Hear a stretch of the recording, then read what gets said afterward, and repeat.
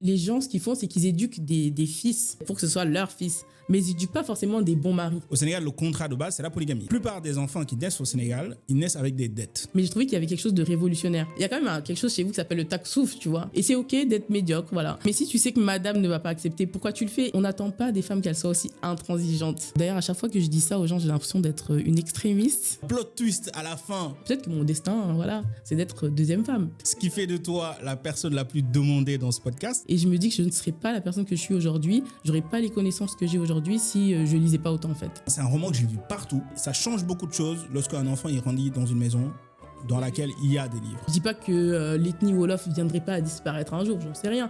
Mais Non, en gros, on est là pour longtemps. D'accord. Que la vraie identité de l'Africain, en gros, c'est sa tribu. Et j'ai su que j'étais diarinquée avant même de savoir que j'étais guinéenne. Est-ce que l'infidélité est un motif de rupture?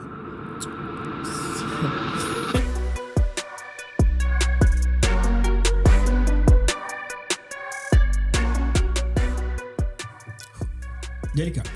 Matar.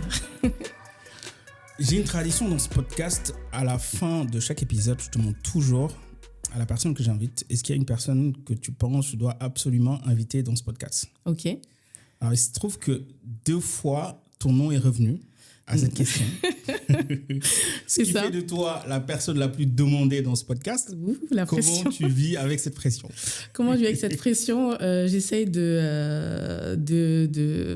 à la hauteur. Je pense que je vais essayer d'être à la hauteur des personnes qui m'ont cité parce qu'elles ont dit des très belles choses à mon propos. Donc, j'espère que je serai à la hauteur et qu'il n'y aura pas de déception.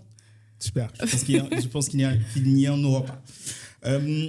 Pour apprendre à te connaître, si on pénétrait dans ta bibliothèque intérieure, celle qui t'a permis de te construire, quels sont les 5 livres qu'on trouverait en premier? Alors, dans ma bibliothèque, il y a on va dire mes favoris, et il y a aussi les livres qui m'ont marqué dernièrement. Donc, si on devait faire une liste de 5 livres, en top 1, je pense que j'ai même pas besoin de le dire parce que tout le monde sait, ce serait Une si longue lettre donc, de Mariam Abba. Je ne sais pas si j'ai besoin de le présenter tellement c'est un livre qui est très connu. Pourquoi? Donc c'est l'histoire de Ramatoulaye qui perd son mari et du coup qui écrit une longue lettre à son amie Aïssatou. Et dans lequel elle parle de sa vie, de son mariage, des épreuves qu'elle a traversées. Ce qu'il faut savoir, c'est que du coup, le mari de Ramatoulaye a marié une deuxième femme. Donc elle parle un peu de polygamie, de la maternité aussi, etc. Donc c'est un livre qui est très complet et que tout le monde devrait lire, tout simplement. Ensuite, en deuxième, je dirais Americana, donc il y a un livre roman de Chimamanda Ngozi Adichie. Et donc, c'est un livre, donc c'est l'histoire d'Ifemelu, qui quitte le Nigeria et qui quitte Obinze, son amoureux, pour aller aux États-Unis pour faire ses études. Et donc, c'est en arrivant aux États-Unis qu'elle se rend compte qu'elle est noire. On ne dit pas qu'elle se rend compte qu'elle est noire en termes de couleur de peau, parce que je pense que quand elle sait très bien à quoi elle ressemble. Et donc, elle parle un peu de cette découverte à travers un blog qui s'appelle Race Teens, je crois, en anglais, mais je ne sais plus comment il s'appelle en français. Le titre était hyper long. Ouais. Et donc, dans ce blog, donc, elle va publier donc, ses observations en tant que noire non américaine. Et du coup, c'est très intéressant d'avoir son point de vue sur la question raciale aux États-Unis. En numéro 3, Celles qui attendent de Fatou Diom. Donc, c'est un livre dans lequel on a 2 mères et 2 femmes de personnes qui prennent la route pour l'Europe. Et donc, on va découvrir un peu ce que c'est leur vie, finalement, la vie de celles qui attendent, comme le titre l'indique, des personnes qui restent. Et moi, c'est un livre qui m'a énormément marqué parce que j'ai beaucoup vu cette dynamique autour de moi. Donc, ça m'a particulièrement touchée. Ensuite, numéro 4, c'est Consolée. Alors, le nom de l'autrice, j'ai peur de l'écorcher, mais je pense que vous pourrez aller voir sur Internet. Donc, je préfère ne pas. Beata Umiti Meres, je crois que c'est ça. Et donc, c'est... On mettra le nom complet. Voilà, merci. Parce que j'ai peur d'écorcher le nom de cette femme. Et donc, c'est l'histoire de Ramata, qui, suite à un burn-out et en reconversion professionnelle, donc Ramata, qui est d'origine sénégalaise, et donc qui est en stage dans une maison de retraite. Elle rencontre dans cette maison de retraite une dame qu'on appelle Madame Astrida. C'est une femme qui est métisse, je précise, parce que ça a son importance dans l'histoire. Et donc, cette dame qui est atteinte d'Alzheimer, qui parle une langue que personne n'arrive à comprendre. Et donc, il y a un lien qui se tisse entre Ramata et Madame Astrida. Et en fait, à travers l'histoire de Madame Astrida, Ramatoulaye va se replonger dans sa propre histoire, etc. Et en fait, les thèmes qui sont abordés dans ce livre, c'est beaucoup donc, la question d'identité, forcément, voilà, les origines, et également la question des enfants métis au Rwanda, Urundi, donc à l'époque coloniale. Parce qu'en fait, ce qu'il faut savoir, c'est qu'à l'époque, il y avait des instituts spéciaux pour enfants métis. Et donc, quand il y a eu voilà, le génocide, le début du génocide au Rwanda, bah, ils ont été déportés, on peut dire ça comme ça, on peut dire carrément déportés en Belgique. Et donc, voilà, j'ai trouvé ça super intéressant parce que je ne connaissais pas avant ça. Après, il y a aussi la question de la langue, la question aussi de la prise en charge des personnes âgées, issues de l'immigration, parce que voilà, il y a certains, symptômes de la maladie d'Alzheimer.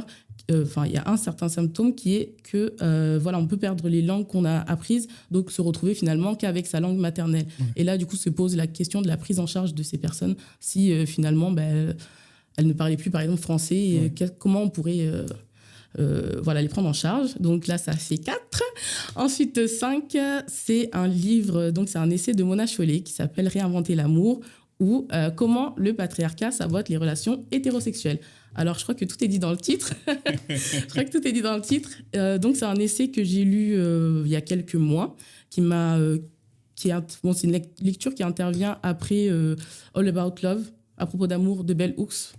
Donc, voilà, c'est toujours dans cette, dans cette déconstruction de ce qu'on appelle amour, des relations amoureuses également. Et donc, c'est un essai qui questionne notre culture de l'amour, qui questionne nos dynamiques amoureuses et en fait qui démontre qu'en fait dans ce qu'on trouverait normal dans nos relations, en fait il y a énormément de normes qui sont patriarcales et qui sabotent du coup comme l'indique le titre, qui sabotent les relations hétérosexuelles. Et je trouve que chacun devrait lire ce livre parce que voilà, ça ouvre des questionnements et ça permet de remettre en question encore une fois des choses qu'on pourrait penser normales. Donc voilà, j'ai donné mon top 5, je crois. Super. Et toujours pour apprendre à mieux te connaître, dis-moi qui tu es sans me dire ce que tu fais.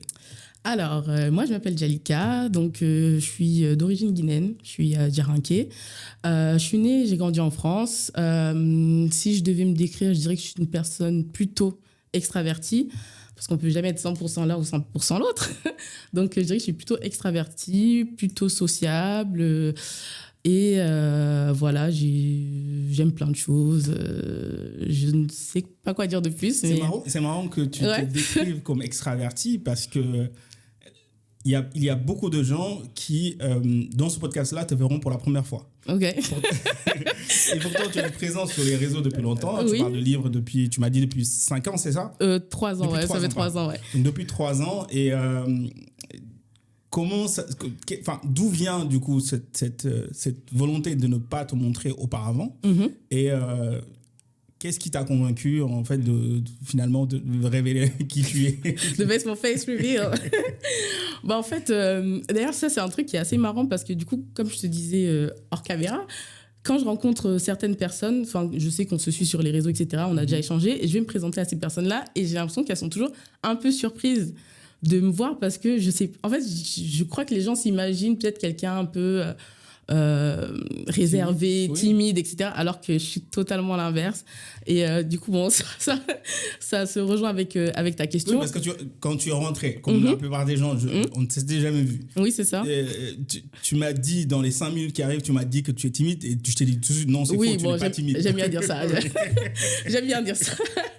Mais en gros, pourquoi je ne me suis pas montrée? Parce qu'en fait, quand j'ai commencé ma page, déjà, j'ai mis du temps avant de le faire parce que je ne voulais pas, en gros, un peu rentrer dans ce jeu des réseaux sociaux. J'avais la flemme de devoir trop me poser des questions et les stats. Et il faut que mon feed soit comme ci. Et d'ailleurs, si vous remarquez bien, mon feed, c'est-à-dire que les gens souvent vont complimenter mon feed, mais en fait, il n'y a rien de fou. Je prends des photos, je les poste et c'est tout. J'essaie de ne pas trop me rentrer dans une matrice.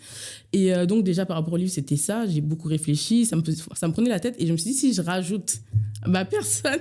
Dans ça va faire beaucoup et ça va me ralentir. Et je trouvais aussi qu'il n'y avait pas spécialement d'intérêt parce que j'étais là pour parler de livres. Ouais. Je voyais pas pourquoi, comme j'aime bien dire, on n'avait pas besoin de savoir si j'avais les yeux bleus ou verts ou si j'étais blonde ou brune. Donc c'est pour ça que je montrais pas. Et après, par la suite, j'avoue, des fois, je joue un peu de ça parce que quand je poste des photos, des fois, je mets des emojis sur mon visage, etc. Mais sinon, c'est pas non plus que je me cachais, c'est juste que je voyais pas l'intérêt de me montrer. Et je trouvais que ça gardait aussi l'intention qui était de parler de livres et pour pas que le truc il soit centré sur ma personne, en fait. Donc c'est un peu ça. Je comprends ce que tu dis, mais pourtant, dans la réalité... Ouais. Plus tu cultives le mystère autour de toi, plus ça intéresse les gens. J'ai l'impression, ouais. J'ai l'impression. Et pourtant, je sais pas pourquoi les gens ils veulent pas suivre un compte et juste regarder, voilà. Là, on parle d'une si longue lettre. C'est pas suffisant.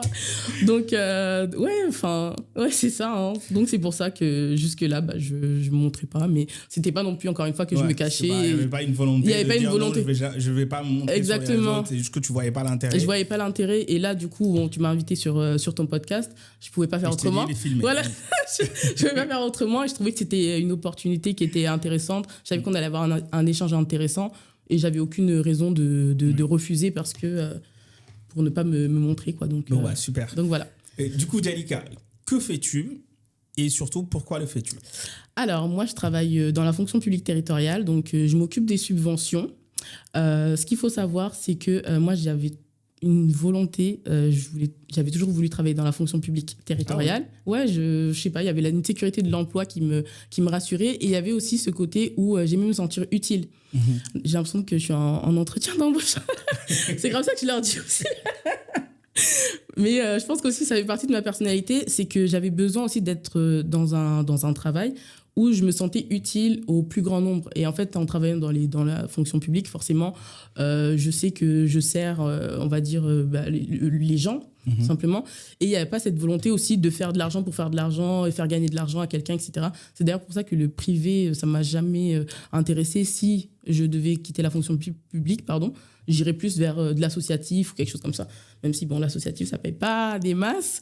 Mais ce serait plus... Hein. Ouais, ça dépend. Mais voilà. En tant que bénévole, non. Mais en tant que bénévole, c'est sûr. Mais après, moi, j'ai déjà regardé des fiches de postes et tout, des offres d'emploi. Non, mais c'est sûr que si tu es drivé par l'argent, c'est pas le premier secteur qui te vient en tête. Ouais, c'est ça. Et donc, voilà, moi, j'avais besoin d'avoir un métier qui avait du sens. Et là, pour le coup, je me retrouve bien dans ça. Bon, à la base, j'ai fait des études de droit public. Donc, c'est comme ça aussi que je me retrouve dans la fonction publique territoriale. Et en fait, là, dans les subventions, je m'y retrouve aussi parce qu'en fait, il y a ce côté où je suis dans l'ombre. Mais en fait, je contribue à améliorer le bien-être des gens. Donc, tu peux avoir une vraie valeur ajoutée sur la vie de certains. Exactement. Donc, c'est quelque chose qui me plaît et voilà. Bon, super. Et parlons des livres maintenant, qui est vraiment le sujet central de ce podcast. N'est-ce pas? Comment s'est passée ta rencontre avec les livres? Ça remonte jusqu'où? Est-ce qu'à la maison, il y avait des livres? Est-ce que c'est arrivé à la bibliothèque? Est-ce que c'est arrivé à l'école? Raconte-moi un peu ta rencontre avec les livres. Alors, pour commencer, aussi loin que je me souvienne déjà, j'ai toujours aimé lire. J'étais le genre d'enfant qui lisait tout. Même les prospectus qu'on avait dans les boîtes aux lettres, je lisais.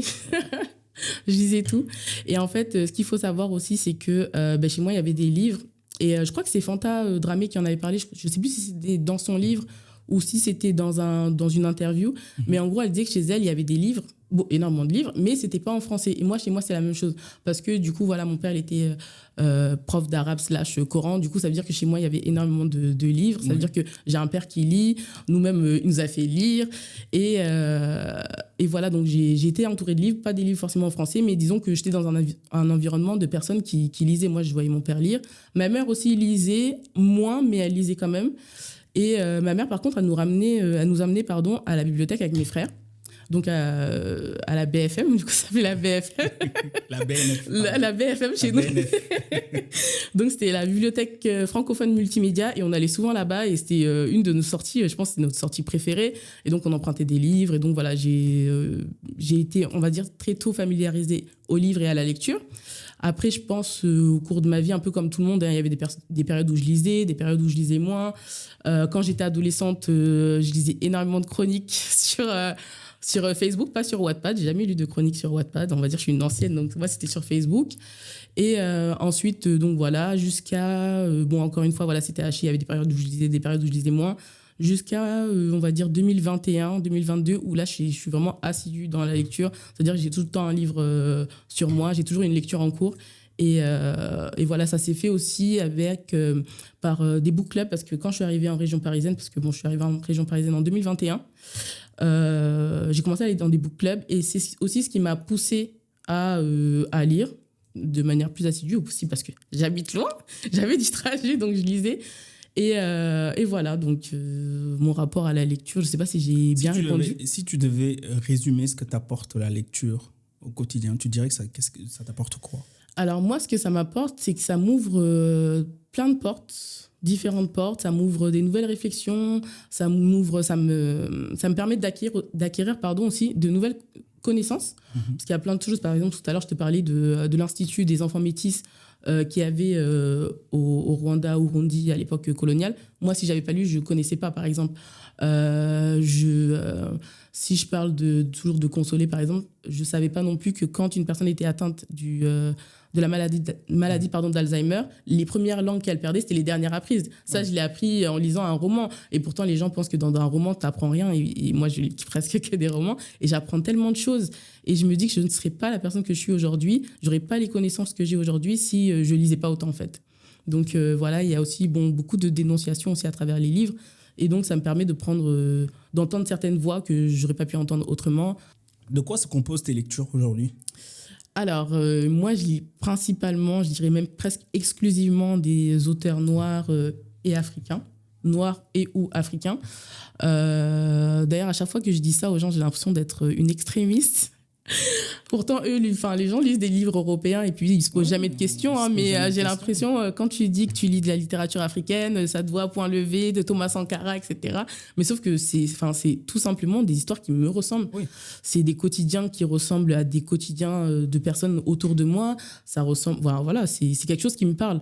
C'est-à-dire que je pense que énormément de personnes ont eu ce problème-là. C'est quand on était... à l'école, collège, lycée, quand on nous faisait lire des livres, on ne se reconnaissait pas forcément dans les récits. Tu vois, par exemple, moi, je suis une provinciale, ça veut dire souvent déjà les romans, ça se passait à Paris. Moi, le nombre de fois où je suis allée à Paris, avant de venir habiter en région parisienne, je pouvais compter sur les doigts d'une main. Ça veut dire que c'est quelque chose qui me parlait pas du tout. Donc voilà, donc depuis, je lis que des auteurs noirs, africains, et je lis aussi des essais, et là, ça on va dire que je suis plus conciliante sur ça, mais voilà. Donc, voilà ce que je lis principalement. Qu'est-ce qui, selon toi, fait un bon livre ? Qu'est-ce qui, selon moi, fait un bon livre ? Alors, moi, je suis partie de la team l'écriture passe après. C'est-à-dire, pour moi, ce qui est le plus important, c'est comment le message, il est apporté, comment on dénonce certaines choses. Par exemple, je sais qu'il y a beaucoup de gens qui sont très... qui se focalisent beaucoup sur l'écriture. Moi, je pense qu'il y a des livres qui peuvent être un peu pas écrits avec du français de ouf, quoi, en gros, mais être super impactants. Et ça, je pense que c'est le plus important. Des fois, on n'a pas besoin de faire des grandes tournures de phrases, de faire des sortes de performances littéraires pour dénoncer certaines choses. Et pour moi, en fait, c'est ce qui fait un bon livre pour moi. Quelque chose qui impacte, quelque chose qui impacte tout simplement. Pas forcément quelque chose qui relève de la performance, je sais plus ce que j'avais dit tout à l'heure, littéraire, pardon, voilà, c'est ce que j'ai dit. Et par contre, il y a quand même un juste milieu, il y a aussi des livres qui sont pas très bien écrits, et là, j'avoue, ça aide pas non plus à véhiculer le message, donc je pense qu'il faut avoir quand même un juste milieu. Justement, parlons d'un livre qui est super bien écrit. N'est-ce pas ? C'est Une si longue lettre de Mariam Abba. qu'est-ce que tu penses est le thème central de ce livre et pourquoi? On pourrait croire que le thème central, du coup, c'est la polygamie, parce que, du coup, il y a ces histoires de polygamie dans le livre, mais finalement, pour moi, en tout cas, Une si longue lettre, c'est une ode à l'amitié, en fait. C'est une ode à l'amitié, c'est une ode à la sororité. C'est vrai que, voilà, il y a cette question de polygamie, mais en fait, quand on regarde le tout, l'œuvre, finalement, c'est cette amitié entre Ramatoulaye et Aïssatou. Donc, pour moi, c'est vraiment une ode à l'amitié. C'est marrant que tu dis ça parce que je me suis toujours trouvé un peu à part parce que moi, j'ai toujours défendu cette thèse-là. C'est vrai qu'Une si longue lettre, c'est on dissèque vraiment la société sénégalaise. On pourrait dire aussi que le thème central, c'est la place des femmes au sein de la société sénégalaise. On pourrait dire que le thème central, c'est les relations polygames. On pourrait dire que le thème central, c'est l'éducation des enfants, parce qu'il est beaucoup question aussi de l'éducation des enfants dans ce livre. Mais c'est vrai que j'ai toujours cru, j'ai toujours été convaincu qu'Une si longue lettre, le thème central, c'est l'amitié. En tout cas, moi, c'est ce que ça me fait ressentir aussi quand je lis ce livre, parce que dès le début, elle dit qu'elle écrit à son ami pour se confier, parce que la confidence noie la douleur. Donc, tout le roman est une lettre, une grande lettre d'amour amical qu'il écrit à son ami Aïssatou. Exactement. Et en fait, je te rejoins totalement dans ce que tu dis. C'est vrai que ça touche à d'autres points, mais en fait, pour moi, vraiment, c'est l'amitié, en fait. Une si longue lettre, c'est l'amitié. Alors, c'est vrai qu'on parle de polygamie, mais c'est pas... On parle aussi de la condition des femmes, mais c'est toujours pas le thème central. En fait, à travers, du coup, cette lettre qu'elle écrit à son ami, voilà, on touche à plusieurs thèmes, etc. Mais sinon, voilà, pour moi, comme je disais tout à l'heure, c'est vraiment une ode à l'amitié. Est-ce qu'il y a un personnage dans ce livre auquel tu t'identifies le plus et pourquoi? Moi, je dirais... j'ai jamais réfléchi à cette question, mais je dirais Aïssatou. D'accord. Je dirais Aïssatou parce que Aïssatou, quand même, c'est... déjà, il faut savoir que la lettre que Aïssatou fait, c'est Maodoba, c'est ça? À Maodo. Je confonds tout le temps les noms. C'est ma partie préférée du livre. Et je suis d'accord, moi aussi. Moi, c'est ma partie. Et j'avoue que j'ai vu un de tes réels où tu reprenais une partie en question de ce qui est ma citation favorite du livre, mais je te laisse terminer. Ouais, donc je disais, c'est ma partie préférée de ce livre. Et j'ai fait exprès d'ailleurs de la lire aussi pour cette vidéo-là, parce que voilà. C'est une partie en fait qui m'a beaucoup marquée, parce qu'en fait, dans cette lettre, en fait, ce qu'il faut savoir pour ceux qui n'ont pas lu le livre, c'est Aïssatou, donc, qui est mariée avec son mari, et du coup, Maodou Fall. Et en fait, sa mère le pousse parce que voilà, il y avait une histoire de caste. Comme elle était bijoutière et lui était noble, la mère de... Ah non, pardon, j'ai dit n'importe quoi. Aïssatou est mariée à Maodoba. Voilà, Maodoba. Oui. Et donc, elle était contre cette union. Et en fait, depuis, elle a cherché à détruire cette union, ou en tout cas à rétablir l'ordre, parce que pour elle, c'était contre nature le fait que son fils noble aille marier, du coup, une bijoutière. Donc, ce qu'elle fait, c'est qu'elle va faire grandir, enfin, elle va élever sa nièce dans le but de qu'elle soit la femme de son fils.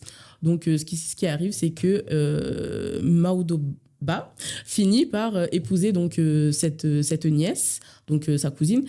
Et voilà, il sort toutes sortes d'excuses voilà, pour justifier le fait d'avoir pris cette seconde épouse. Et en fait, Aïssatou, apprenant cela, laisse une lettre où, voilà, on va dire, elle s'en va tout simplement, elle quitte le mariage. Et en fait, ce qui m'a beaucoup plu dans cette lettre, c'est qu'elle était intransigeante. Et je pense qu'on n'attend pas des femmes qu'elles soient aussi intransigeantes. Et moi, j'ai aimé qu'elles disent non, finalement, qu'elles n'acceptent pas cette situation qu'on lui présentait, cette situation qu'on voulait lui imposer. Et j'ai aimé parce qu'il y avait aussi ce côté où elle répondait à un argument qui est un peu... comment je peux dire, un peu fallacieux, de oui, mais tu sais, mais c'est parce que ma mère... Et je trouve que c'est trop facile. C'est trop facile. Et donc, c'est pour ça que je trouve dans cette lettre, il y avait tellement de choses, en fait.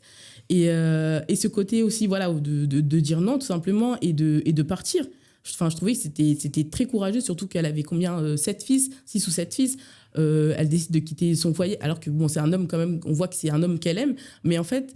je trouve que ce qu'on attend des femmes, généralement, c'est qu'elles prennent sur elles, qu'elles se trahissent, en fait, d'une certaine manière, qu'elles trahissent leurs principes, voilà, des compromis à outrance, de la patience et ceci et cela. Et là, c'est pour ça que moi, j'ai beaucoup aimé cette lettre et que ça m'a beaucoup marqué et que je trouve que je me reconnais pas mal dans ce personnage parce que je trouve que j'ai ce côté-là aussi un peu rebelle, je dirais, où je suis du genre à pas trop transiger. Donc voilà. Qu'est-ce que tu as le plus aimé dans ce livre et quelle serait une critique que tu formulerais à l'égard de ce livre? Ce que j'ai le plus aimé dans ce livre, en fait, c'est le fait que ça donnait une voix. En fait, pour moi, ce livre, à l'époque où je le lisais, pourtant, je l'ai eu assez tardivement, on va dire, dans ma vie, parce que je crois que je le lisais vers 2016-2017. D'ailleurs, petite anecdote, le premier exemplaire que j'avais acheté, c'est ma mère qui est partie avec avant que j'ai pu le lire. Ah ouais. Ouais, elle est partie, elle était venue chez moi, elle était là et elle l'a pris. Donc, j'ai dû le racheter et je l'ai lu. Et en fait, j'ai trouvé que dans ce livre, il y avait quelque chose de... Bon, peut-être parce que ça faisait écho peut-être à des choses que je vivais à cette époque-là, mais j'ai trouvé qu'il y avait quelque chose de révolutionnaire. Parce que je trouve que dans nos sociétés, quand je dis nos sociétés, c'est ouest-africaines, les femmes ne disent pas réellement ce qu'elles pensent, les souffrances qu'elles vivent. Et en fait, ça donnait une voix à ces femmes qui souvent étaient dans une sorte de résignation, à tel point qu'elles n'exprimaient même pas leurs pensées, elles n'exprimaient pas leurs désirs, elles n'exprimaient pas ce qui les traversait. Et du coup, moi, quand j'ai lu ce livre, j'ai trouvé qu'il y avait quelque chose, comme je disais, d'assez révolutionnaire, parce que je me disais, mais en fait, voilà, elles ont des pensées, elles souffrent. Et moi, ça m'a touchée de lire cette souffrance-là à travers ce livre. Et je pense que c'est pour ça que j'ai autant aimé le livre, parce qu'à l'époque, je pense que ça fait partie des premières lectures que j'ai faites sur la condition des femmes, etc. en Afrique. Et donc, ça m'a particulièrement touchée. Et donc, je pense que c'est ce côté-là que j'ai beaucoup aimé, c'est que ça donnait une voix à des femmes qui auraient pu être des Aïssatou et des Ramatoulaye, et qui finalement s'exprimaient peu, dont je ne savais pas... Enfin, je savais qu'elles souffraient, mais il n'y avait pas des mots qui étaient posés sur leur souffrance et ce qu'elles vivaient. Donc, je pense que c'est en ça que j'ai beaucoup aimé ce livre. Et avant de venir sur, sur la critique, à quel point tu penses que ce livre est toujours d'actualité ? Il est toujours d'actualité parce que les choses n'ont pas changé, malheureusement. Sachant que, je reprécise, le livre est publié à la fin des années 70 au Sénégal, donc en 79 au Sénégal. Donc, et tu trouves que le livre est toujours d'actualité ? Je trouve que malheureusement, il est toujours d'actualité. Et ça, c'est triste parce que ça fait bientôt 50 ans que le livre il est sorti. On est encore dans les mêmes maltraitances, on est encore dans les mêmes trahisons, on est encore dans les mêmes dynamiques, en fait, finalement.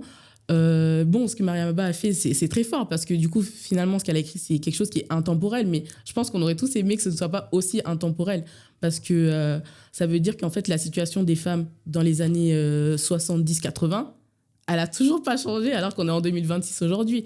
Donc, je trouve que c'est malheureux et il y a plein de choses qui ne changeront pas parce que les femmes aussi sont conditionnées toujours de la même façon. Il y a certaines choses sur lesquelles on a avancé, je peux dire, mais sinon, je trouve que c'est toujours... les trahisons, on ne va pas s'éterniser sur la polygamie, mais il y aurait beaucoup de choses à dire. Il y a énormément de choses à dire. Il y a toujours cette façon de faire la polygamie, de trahir l'autre et de vouloir faire accepter ça à l'autre forcé, quoi. Enfin, Est-ce que je trouve que toutes les formes de polygamie se valent ? Je dirais que toutes ne se valent pas. Parce que quand même, je suis musulmane, je sais que ça peut se pratiquer et c'est censé se pratiquer d'une certaine manière. Mais pour moi, comment ça se pratique généralement, enfin, dans la plupart des cas, il y a toujours trahison, en fait. Et je trouve qu'on est quand même très OK avec le fait de trahir sa femme. On est très OK avec le fait de faire souffrir sa femme. Ce n'est pas systématiquement une trahison lorsque... Presque tout le temps, hein. Souvent, moi, j'ai rarement vu quelqu'un qui s'est assis avec sa femme. Oh, tiens, je vais aller prendre une deuxième épouse. Et même quand ça arrive, pourquoi tu prends une deuxième épouse ? Non, mais la règle, moi, j'ai grandi au Sénégal. Hein. OK. La règle, c'est que ça se fasse comme ça. Oui. La règle, c'est que avant de prendre une deuxième épouse, tu dois en parler à ta première, déjà. Alors, je n'irai pas jusqu'à dire que tu dois avoir l'accord de la première. OK. Je parle de vécu, de ce qui se passe en réalité. Mais il ne faut pas oublier aussi qu'au Sénégal, quand le mariage, le contrat de base Et signé, oui. Le contrat de base. C'est-à-dire, comment en France, le contrat de base, c'est la communauté réduite aux acquis, je crois, et que si tu veux faire une séparation des biens, il faut que tu fasses appel à un notaire parce que ce n'est pas le contrat de droit, il faut changer le contrat. Au Sénégal, le contrat de base, c'est la polygamie. C'est-à-dire un mariage où on ne dit pas... un mariage où on ne dit pas oui, mais... Tu vois, oui, on va dire c'est le principe. C'est le principe. Et l'exception, donc, ce serait le mariage polygame. Donc maintenant, l'exception, c'est que tu peux signer monogamie. D'accord. C'est très rare. D'accord, très bien. Que 2 personnes signent monogamie au Sénégal. Ok. Donc moi, personnellement, bon, je suis pas sénégalaise. Bon, j'avais entendu parler de ces histoires de monogamie, etc. Mais tu vois, malgré ça, hein, il y a quand même au Sénégal, parce qu'on a suivi tous les séries Marodi, n'est-ce pas? Il y a quand même quelque chose chez vous qui s'appelle le taksouf, tu vois. Ça veut dire que là, quand même, il y a trahison. Et si on donne un nom à quelque chose, ça veut dire que c'est un phénomène, quand même, tu vois. Si c'était juste quelques personnes, ça restait de l'ordre de l'exception. J'imaginais pas que le terme de taksouf est aussi...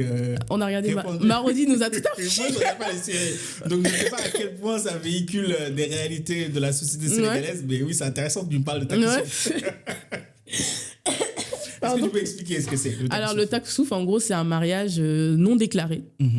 En gros, ce serait un homme qui aurait, par exemple, une première épouse et qui contracte un deuxième mariage, mais ce mariage ne serait pas déclaré. Et en fait, ce serait un peu un mariage caché, un mariage de l'ombre. Et ça va contre tout principe. Ça va contre énormément de principes. Hein. Donc, c'est ça, le taksouf. Donc, rien qu'en ayant ce truc-là, on va dire ce phénomène, parce que si ça a un nom, ça veut dire que c'est pas quelque chose qui est quand même de l'ordre de l'exception, ça veut dire quand même on nomme quelque chose. Hein. Et donc, pour moi, ça dit quelque chose qui est que il y a des hommes, peut-être, qui ont signé monogamie. Hein, peut-être que les hommes qui font du taksouf, c'est peut-être des gens qui ont signé monogamie, ou alors qui savent que leur femme ne va pas accepter le mariage. Moi, je dirais, parce que c'est aussi bizarre que ça puisse paraître, c'est quelque chose que je connais depuis récemment. Je ne connaissais pas ce terme de taksouf. J'ai grandi au Sénégal. Hein. J'ai quitté aussi le Sénégal quand j'avais 19 ans. Ah ouais.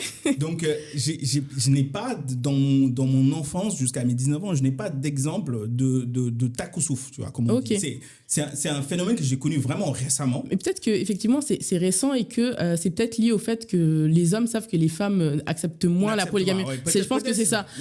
Mais c'est vrai ce que tu disais tout à l'heure, c'est que peut-être ce n'est pas déconnant si, pour la plupart, c'est peut-être des hommes qui ont signé monogamie et du coup qui légalement ne peuvent pas avoir une deuxième femme et donc ne déclarent pas la deuxième femme. Donc ça, je veux dire, au-delà de toute considération morale ou religieuse, c'est hors la loi. Oui, c'est ça. Après, je pense qu'il y a aussi ceux qui savent que leur femme ne va pas accepter ou que leurs proches... Bon, après, je pense qu'il faut des proches hein, pour contracter un mariage, il faut des témoins.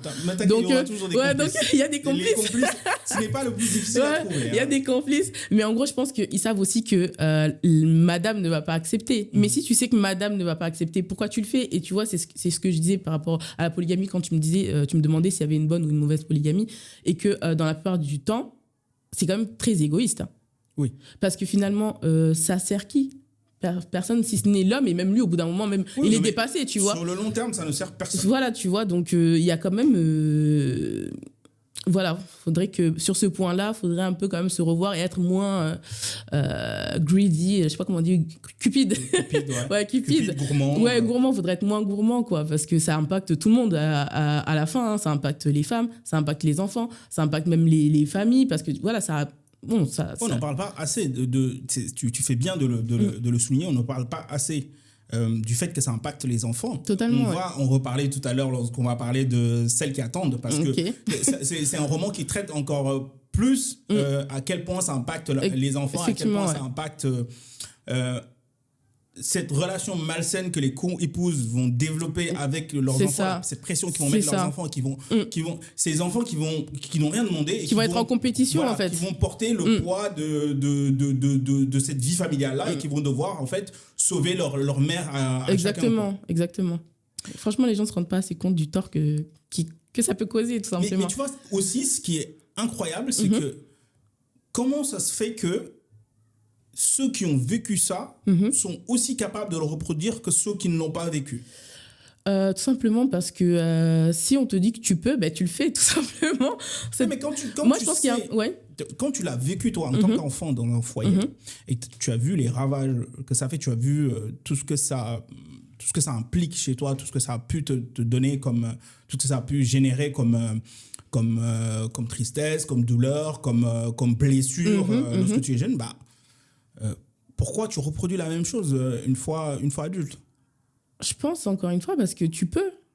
Donc, de la même façon, excuse-moi. Ouais. De la même façon que J'en sens me répéter. non, mais de la même façon, Ouais. parce que là, je parlais des hommes. Mais aussi les femmes. Mais aussi, Oui. il y a les mères qui elles-mêmes ont vécu dans un foyer polygame, qui vont inciter leurs enfants à prendre une deuxième épouse, souvent parce qu'elles n'aiment pas la première. Totalement, Donc, on l'a vu dans le roman avec la mère de Maudo. Ça, c'est une question que je me pose, en fait. Pourquoi est-ce que moi, j'ai souffert, du coup, en fait, il faut que tout le monde soit logé à la même enseigne? Alors déjà, pour les hommes, je vais pas me répéter encore, mais en gros, il y a aussi ce truc où je pense qu'il y a aussi un peu de fuite. Quand je dis fuite, c'est-à-dire que tu es dans un mariage, peut-être que ça se passe pas aussi bien que tu le voudrais. Tu as une porte de sortie. Oui. Tu as emprunté cette porte de sortie. Et c'est pour ça d'ailleurs que dans les couples, souvent, la femme, comme j'aime bien dire, elle se déchire.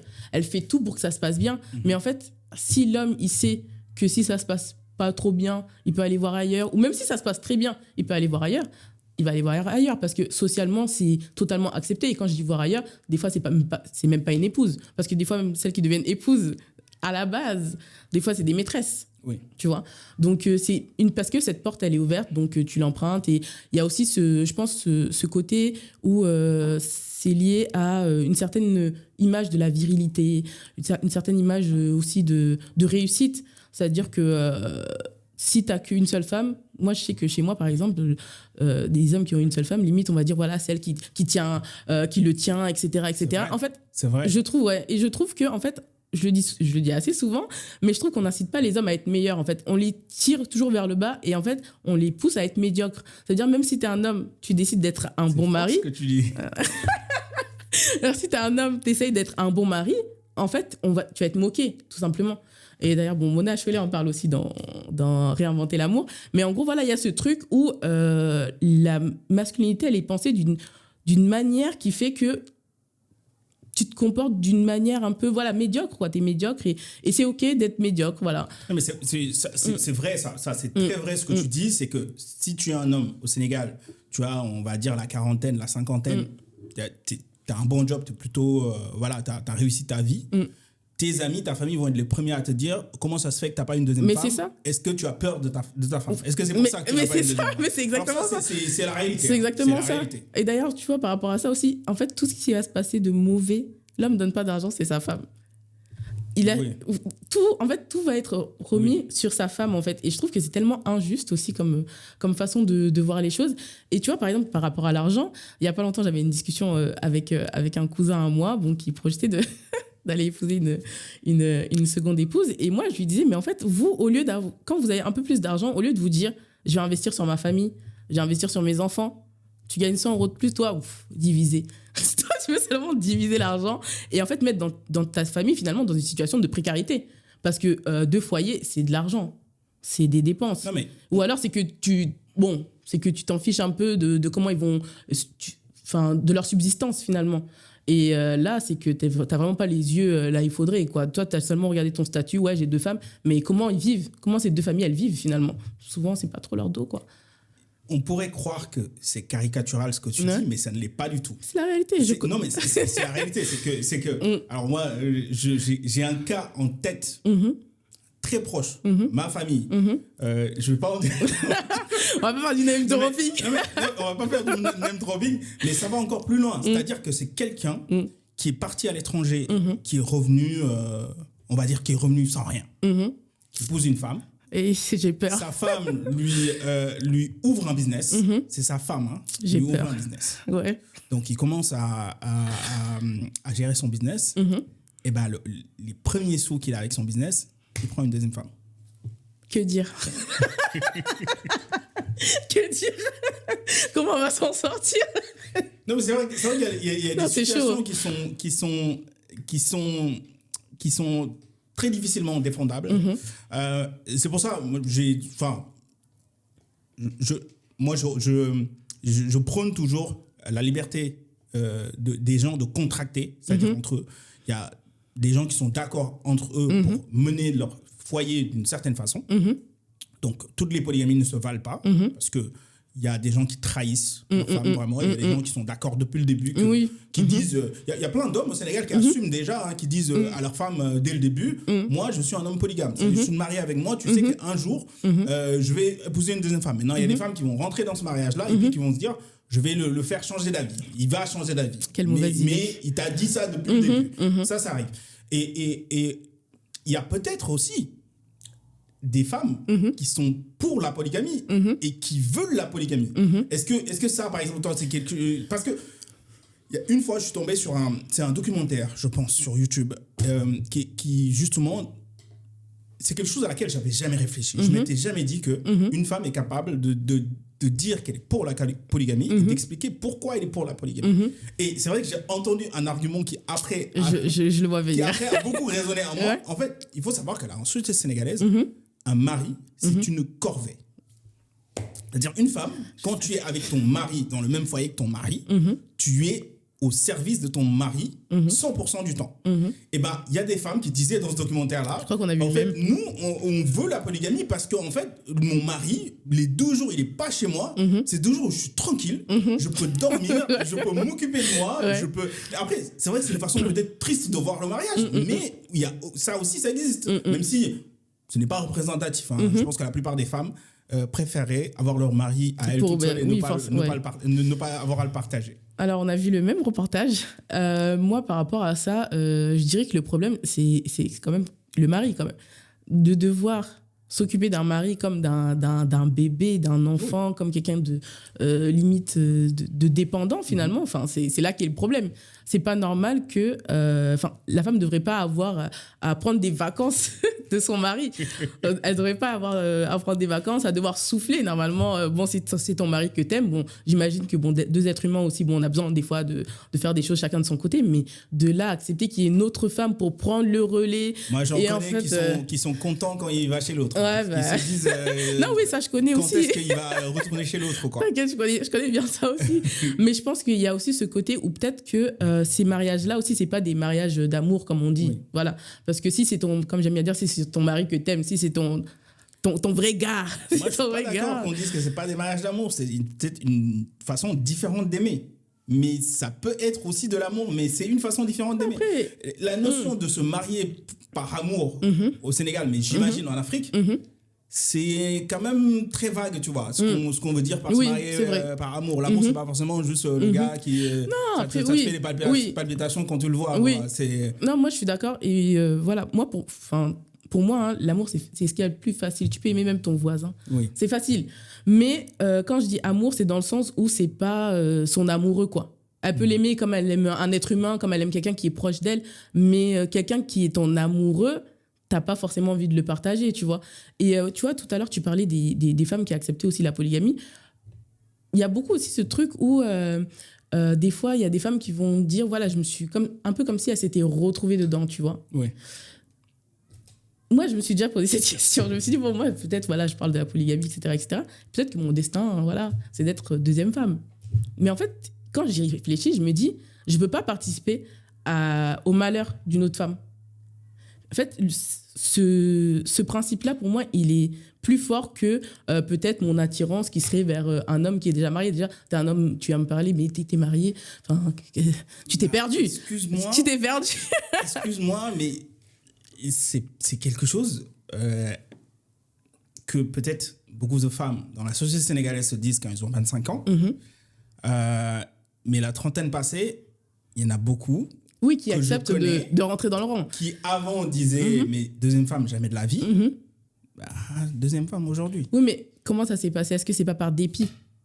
Je ne sais pas. Peut-être que c'est par dépit. Peut-être que... Non, mais après, on peut dire que c'est la faute de... On peut dire que c'est la société qui met une pression sur les femmes. Exactement. Quoi, il faut se marier.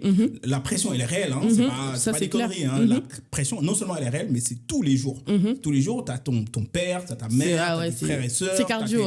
Tes tantes, tes oncles. Même moi, en tant qu'homme, parce que en tant qu'homme sénégalais, je me suis marié plutôt tard. Et ben, tous les jours, j'avais quelqu'un qui me disait pourquoi tu n'es toujours pas marié en tant qu'homme déjà. Donc j'imagine ce que les femmes doivent vivre au quotidien. Effectivement, oui. Après, la pression fait que voilà, ça drive beaucoup de choix, on va dire. Ça drive pas mal de choix. Mais ce côté, moi, c'est vraiment ce côté où il y a quand même une femme qui va souffrir de toi, ta présence dans le foyer. Et d'ailleurs, dans Une si longue lettre, c'est pour ça que Ramatoulaye refuse de se marier avec Daouda. Avec Daouda Dieng à la fin. Avec Daouda Dieng. Oui. Et j'avoue que moi, un peu comme Oumou, quand j'étais la première fois que j'avais lu, je me suis dit, bon, elle aurait pu... Mais en grandissant, on va dire, je me suis affirmée sur certains principes. Et en fait, effectivement, j'aurais fait le même choix qu'elle. Parce que elle sait ce qu'elle a vécu. Elle a été abandonnée quand son mari l'a pris une deuxième femme. Donc, elle ne veut pas aussi participer au malheur d'une autre femme. C'est une vraie question. Parce que comment, dans une société injuste, tu fais pour rester fidèle à tes principes, à toi, sans te trahir? C'est compliqué. Il faut être solide sur ses appuis, tout simplement. Il faut être solide. C'est comme les hommes, quand je disais tout à l'heure, si tu veux être un bon mari, il faut que tu sois solide sur tes appuis parce que les coups vont venir de partout. Si tu es une femme aussi, les coups vont venir de partout. On va te dire, mais pourquoi tu ne te maries pas avec lui? Regarde, il est bien, il a une situation. Tu t'en fiches de sa femme, toi tu fais juste ta vie, blablabla. Enfin bref, il faut être solide. C'est ce que je peux dire. Une grande parenthèse sur Une si longue lettre. Je me rends compte de ça. Je reviens à la question que je te posais tout à l'heure, c'est quelle serait la critique que tu aurais si tu en as une? Tu peux me dire que tu n'en as pas. Alors là, je l'ai réécouté. J'ai réécouté la version de France Culture, que j'aime beaucoup d'ailleurs. Et en fait, je trouvais que... elle était passée... Après, peut-être parce que c'était un focus sur Ramatoulaye et sa vie et ses problèmes, etc. Mais on a quand même Bintou, donc sa coépouse, qui se retrouve mariée avec son mari contre sa volonté. Parce que du coup, sa mère a voulu la sacrifier pour avoir un certain train de vie, certaines conditions de vie. Et je trouve qu'on ne parle pas assez d'elle. On ne parle pas assez de Bintou. Parce que quand même, le bac, elle devait avoir quel âge? 17-18 ans. Ouais. 17-18 ans. En plus, au début, on voit bien qu'elle elle se moquait même de lui. Et en fait, ce côté prédateur aussi de son mari, après, c'était écrit il y a presque 50 ans maintenant. Mais je trouve qu'on n'a pas assez parlé de ça, en fait. On ne parle pas assez du fait que son mari ait eu ce comportement un peu de prédateur. On n'a pas assez parlé du fait que cette jeune fille a été sacrifiée par le monde cruel des adultes. Mais surtout, tu ne le précises pas, mais Bintou, c'est la copine de la fille de Modou Fall. Bintou, elle a l'âge de la fille de Modou Fall. Exactement. Et à la base, elle venait juste pour réviser le bac, quoi. Ouais. Elle venait pour le bac. Elle se fait draguer par un vieux qui, en plus, va trouver sa mère pour faire un peu du forcing et tout. Franchement... Et pareil, on pourrait croire que c'est caricatural. Ça ne l'est pas du tout. Ça n'est pas du tout. C'est une situation qui arrive assez souvent au Sénégal. Donc, sur ce côté-là, je trouve que... après, encore une fois, le focus était sur la vie de Ramatoulaye. Peut-être qu'elle n'avait pas le temps de plaindre cet enfant. Et après aussi, c'était écrit dans les années 70-80. C'était une autre mentalité. Mais je trouve que Bintou aussi, en plus, veuve à un si jeune âge, c'est tellement triste. Ouais. Parlons d'un autre livre qui est important pour toi. C'est Celles qui attendent de Fatou Diom. Toi, après avoir lu ce livre, qui sont, selon toi, celles qui attendent et pourquoi? Celles qui attendent, en fait, elles toutes. Les mères, les fils, les femmes, pardon, les mères, les femmes. Parce qu'en fait, les mères, en attendant que leurs fils reviennent, ce qu'elles font, c'est qu'elles s'occupent du foyer. Et elles s'occupent du foyer, et c'est une lutte quotidienne. Moi, quand je lisais le livre, je me souviens que je me disais, mais c'est un truc de fou. Tout le temps, tous les jours, c'était se battre pour nourrir la famille. Donc, elles sont dans l'attente. Elles portent des charges énormes. Que ce soit Aram, d'ailleurs, je ne sais pas si on dit Aram ou Aramé. Aram, ou que ce soit Bounia. C'était la même chose. Aller chez le boutiquier, aller vendre des fruits de mer, là, des fruits de mer et tout, pour que les gens puissent manger. Et les femmes, alors elles, c'est encore pire. Elles, c'est encore pire parce que, donc, on a, je crois que c'est Kumba, celle qui se marie avec Issa. Oui. Voilà, ils sont amoureux, etc. Et au final, il finit par partir en Europe, etc.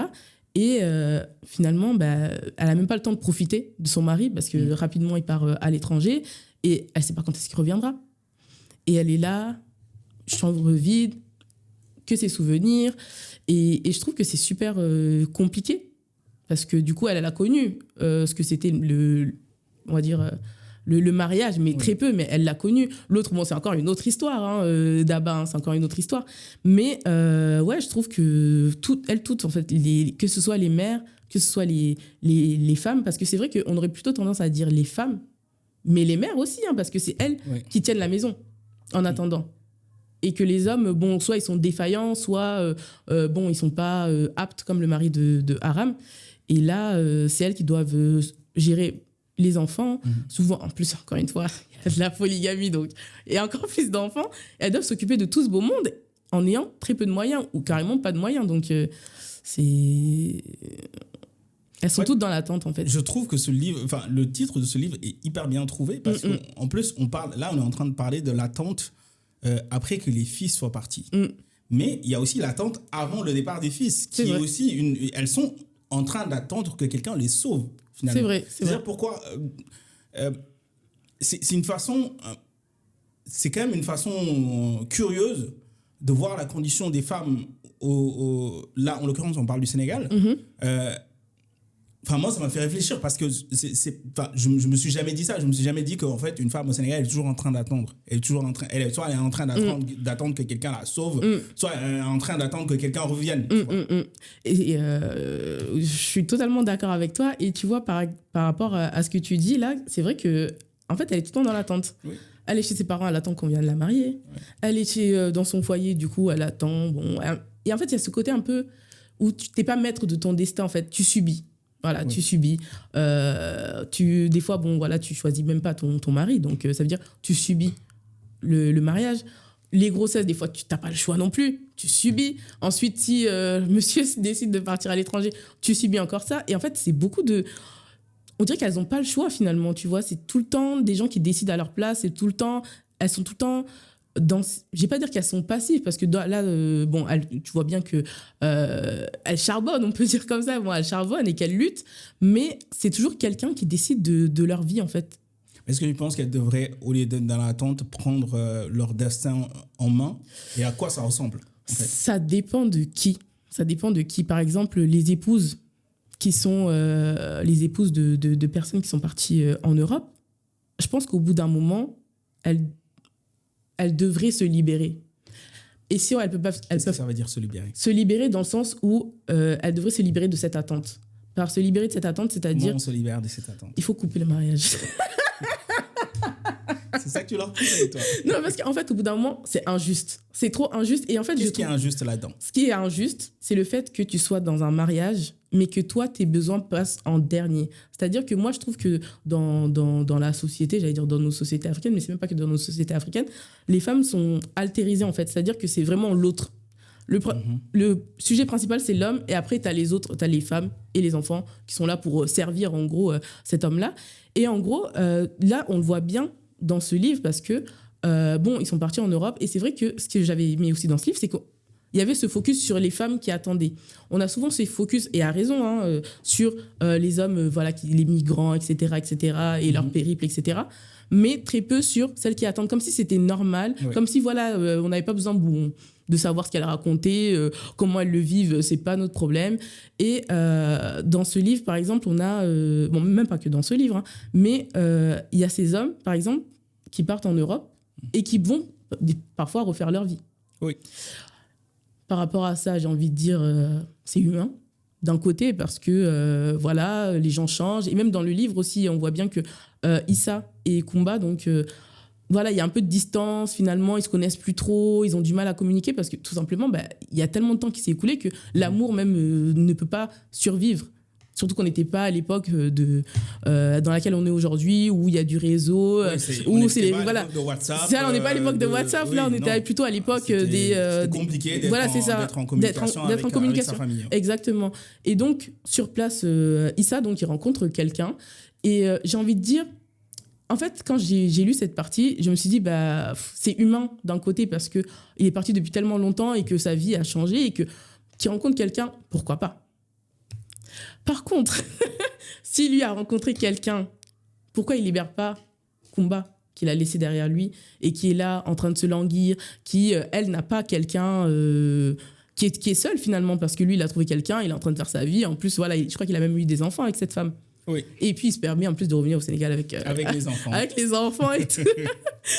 Donc, il y a quand même ce truc qui est un peu injuste dans le sens où si tu vois la femme comme une personne à part entière, qui a des désirs, qui a des besoins, qui a des rêves comme toi, tu te dis, bah, en fait, la situation dans laquelle elle est, si moi j'étais dans cette situation, j'aurais aimé qu'on me libère, tu vois. Dans le sens où lui, bon, en plus souvent on aime bien dire ça, oui, mais c'est un homme, il a des besoins, nanana, mais la femme, elle a des besoins aussi, par exemple. Oui, elle est là dans une chambre vide depuis... On l'a vu avec Daba. Oui, on l'a vu. On l'a vu, mais elle-même, c'est différent parce que voilà, il y avait... Alors, tu peux pas... Alors, par contre, tu peux pas venir me dire tout ça sur Issa et être là à trouver des excuses à Daba. Non, encore une fois, moi, j'ai dit... Qu'est-ce que j'ai dit? Moi, je suis en train de dire que Issa, ce qu'il aurait dû faire, c'est être honnête et dire clairement, voilà, moi, je me suis construit et être assez courageux pour libérer Kumba et pas être dans cet égoïsme de se dire, voilà, c'est ma femme des vacances, en gros. Oui. De temps en temps, voilà, on va se blaguer pendant les vacances. Oui, par contre, pour Daba, c'est différent. Parce que Daba, à la base, d'ailleurs, ça, je trouve que c'est vraiment dingue ce qui s'est passé. Daba, à la base, elle avait quelqu'un avec qui elle était fiancée, qui n'était pas Issa, donc le fils de Haram. Et en fait, ce qui s'est passé, c'est que Bounia est allé faire un pressing à Haram. Voilà, il faut absolument que ton fils il se marie, etc., etc. Comme ça lui permettra de revenir. Moi, j'ai déjà entendu cet argument de s'il a une femme, il reviendra. Tout ce qu'on gagne dans ça, c'est quelqu'un qui attend. C'est quelqu'un qui attend son mari éternel, enfin, des années, parce qu'on sait comment ça se passe en Europe pour avoir des papiers, etc. Donc, ça peut mettre énormément de temps.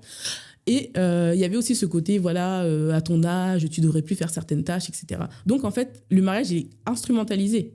C'est-à-dire que là, on n'est pas sur quelque chose, voilà, on va se rapprocher de Dieu, il va construire quelque chose de bien avec elle. Non, il faut que quelqu'un te serve et il faut qu'il y ait quelqu'un pour l'attendre, pour qu'il puisse revenir.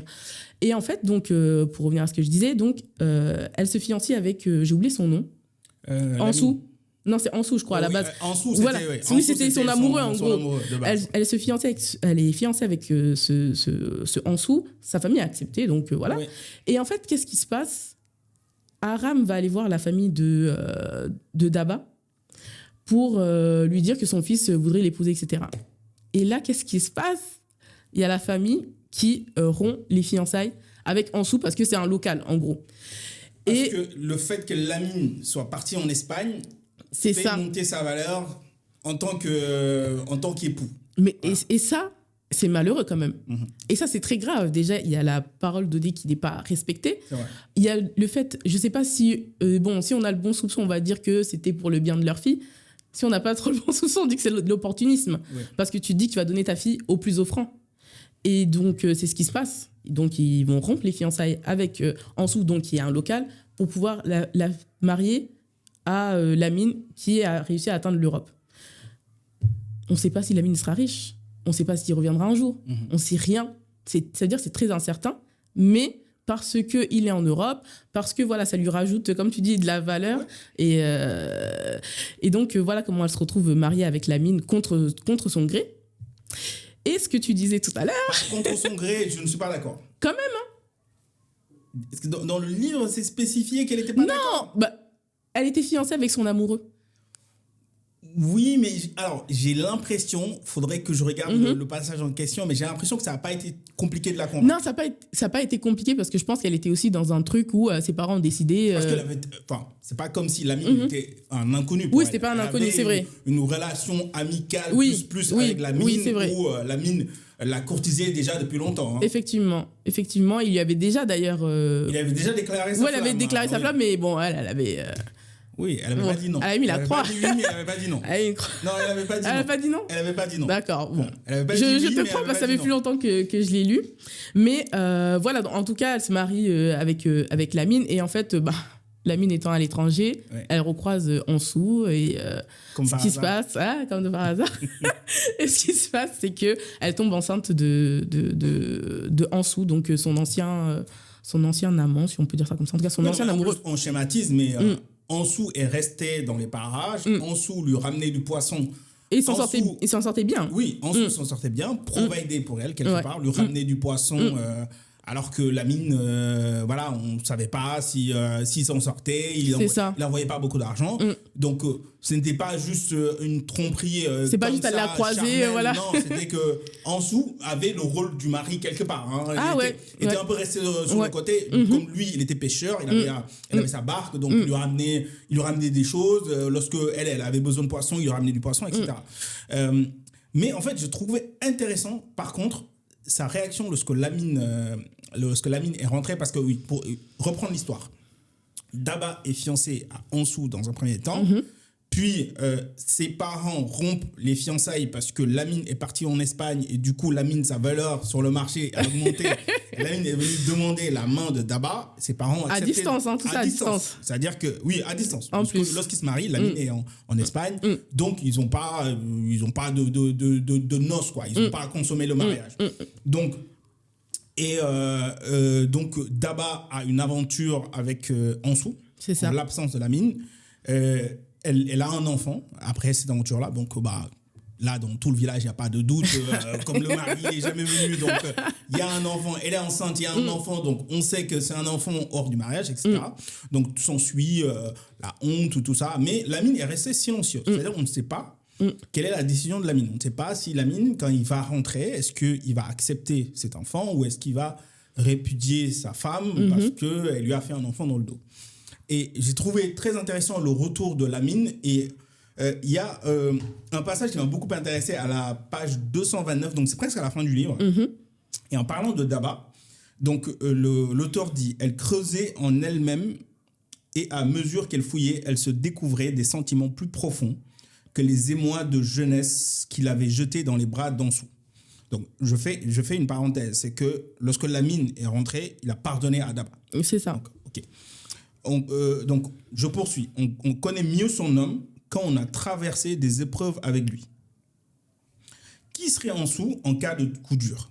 Daba l'ignorait. Cependant, sa conviction que Lamine rejetterait Daba, en parlant d'Ansou, c'est-à-dire Ansou était convaincu que Lamine, quand il est rentré, il allait rejeter Daba et que lui, il allait pouvoir récupérer Daba. Donc, le livre dit, cependant, sa conviction, en parlant d'Ansou, sa conviction que Lamine rejetterait Daba avait révélé le redoutable visage qui aurait été le sien s'il s'était trouvé à la place du cocu. Or, Lamine venait de gagner, par sa clémence, la confiance et la gratitude de la jeune fille. Elle éprouvait du respect, de l'admiration et une immense tendresse pour cet homme, dont elle avait pourtant attendu le retour dans la crainte. Pour lui avoir pardonné ce qu'elle avait fait en son absence, Daba considérait maintenant Lamine comme le meilleur des hommes. Alors, ma question c'est, est-ce que le pardon fait de Lamine le meilleur des hommes? Est-ce que le pardon fait ça fait déjà de lui une très bonne personne. Ça fait de lui une bonne personne parce que ça demande beaucoup de bonté, d'accepter, de pardonner la trahison. Après, je pense que lui aussi était quand même conscient des circonstances dans lesquelles leur mariage a été contracté. Je pense que ça fait de lui un bon homme. et je suis assez d'accord sur ce que tu disais aussi, ce que tu citais, sur le fait qu'Ansou, finalement, il avait agi d'une certaine... Enfin, il s'imaginait que Lamine allait la laisser tomber parce que, voilà, il s'est dit que, voilà, certainement, c'est ce que lui aurait fait. Je comprends sa position. Je comprends la position de Daba, le fait qu'elle ait vu en Lamine, qu'elle ait préféré Lamine à Ansou plutôt. C'est plutôt ça que je veux dire. Mais surtout qu'on a oublié un détail important. C'est que lorsque Lamine rentre, ils ont une conversation et Lamine lui dit que lui avoue que lui aussi, il l'a trompé pendant qu'il était en Europe. Ça, j'ai oublié. Si, Lamine lui dit qu'il n'a pas ramené d'enfant, mais lui aussi, il l'a trompé pendant qu'il était en Europe. Donc, c'était un coup. Tu vois, ça vraiment... J'ai pas eu le temps de le relire. J'ai pas eu le temps de le relire. Mais OK. Donc, OK. On va dire que c'est table rase. Ils font table rase et ils avancent ensemble. C'est plus ça, en fait.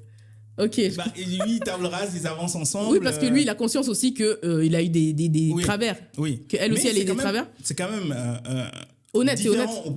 Honnête, mais différent au point de vue de la société. Oui. Parce que là, t'as un enfant que Lamine va élever comme son enfant, alors que c'est l'enfant dans son... Après, on a un plot twist à la fin qui est quand même... je sais pas si tu te souviens du plot twist. Je ne vais pas le dire. Ouais. Je ne vais pas le dire, mais... J'ai peur. Non, je ne vais pas le dire, le plot twist, mais quand même, j'ai trouvé... Alors, moi, j'adore le cinéma quand il y a des plot twists. J'adore les films à plot twist.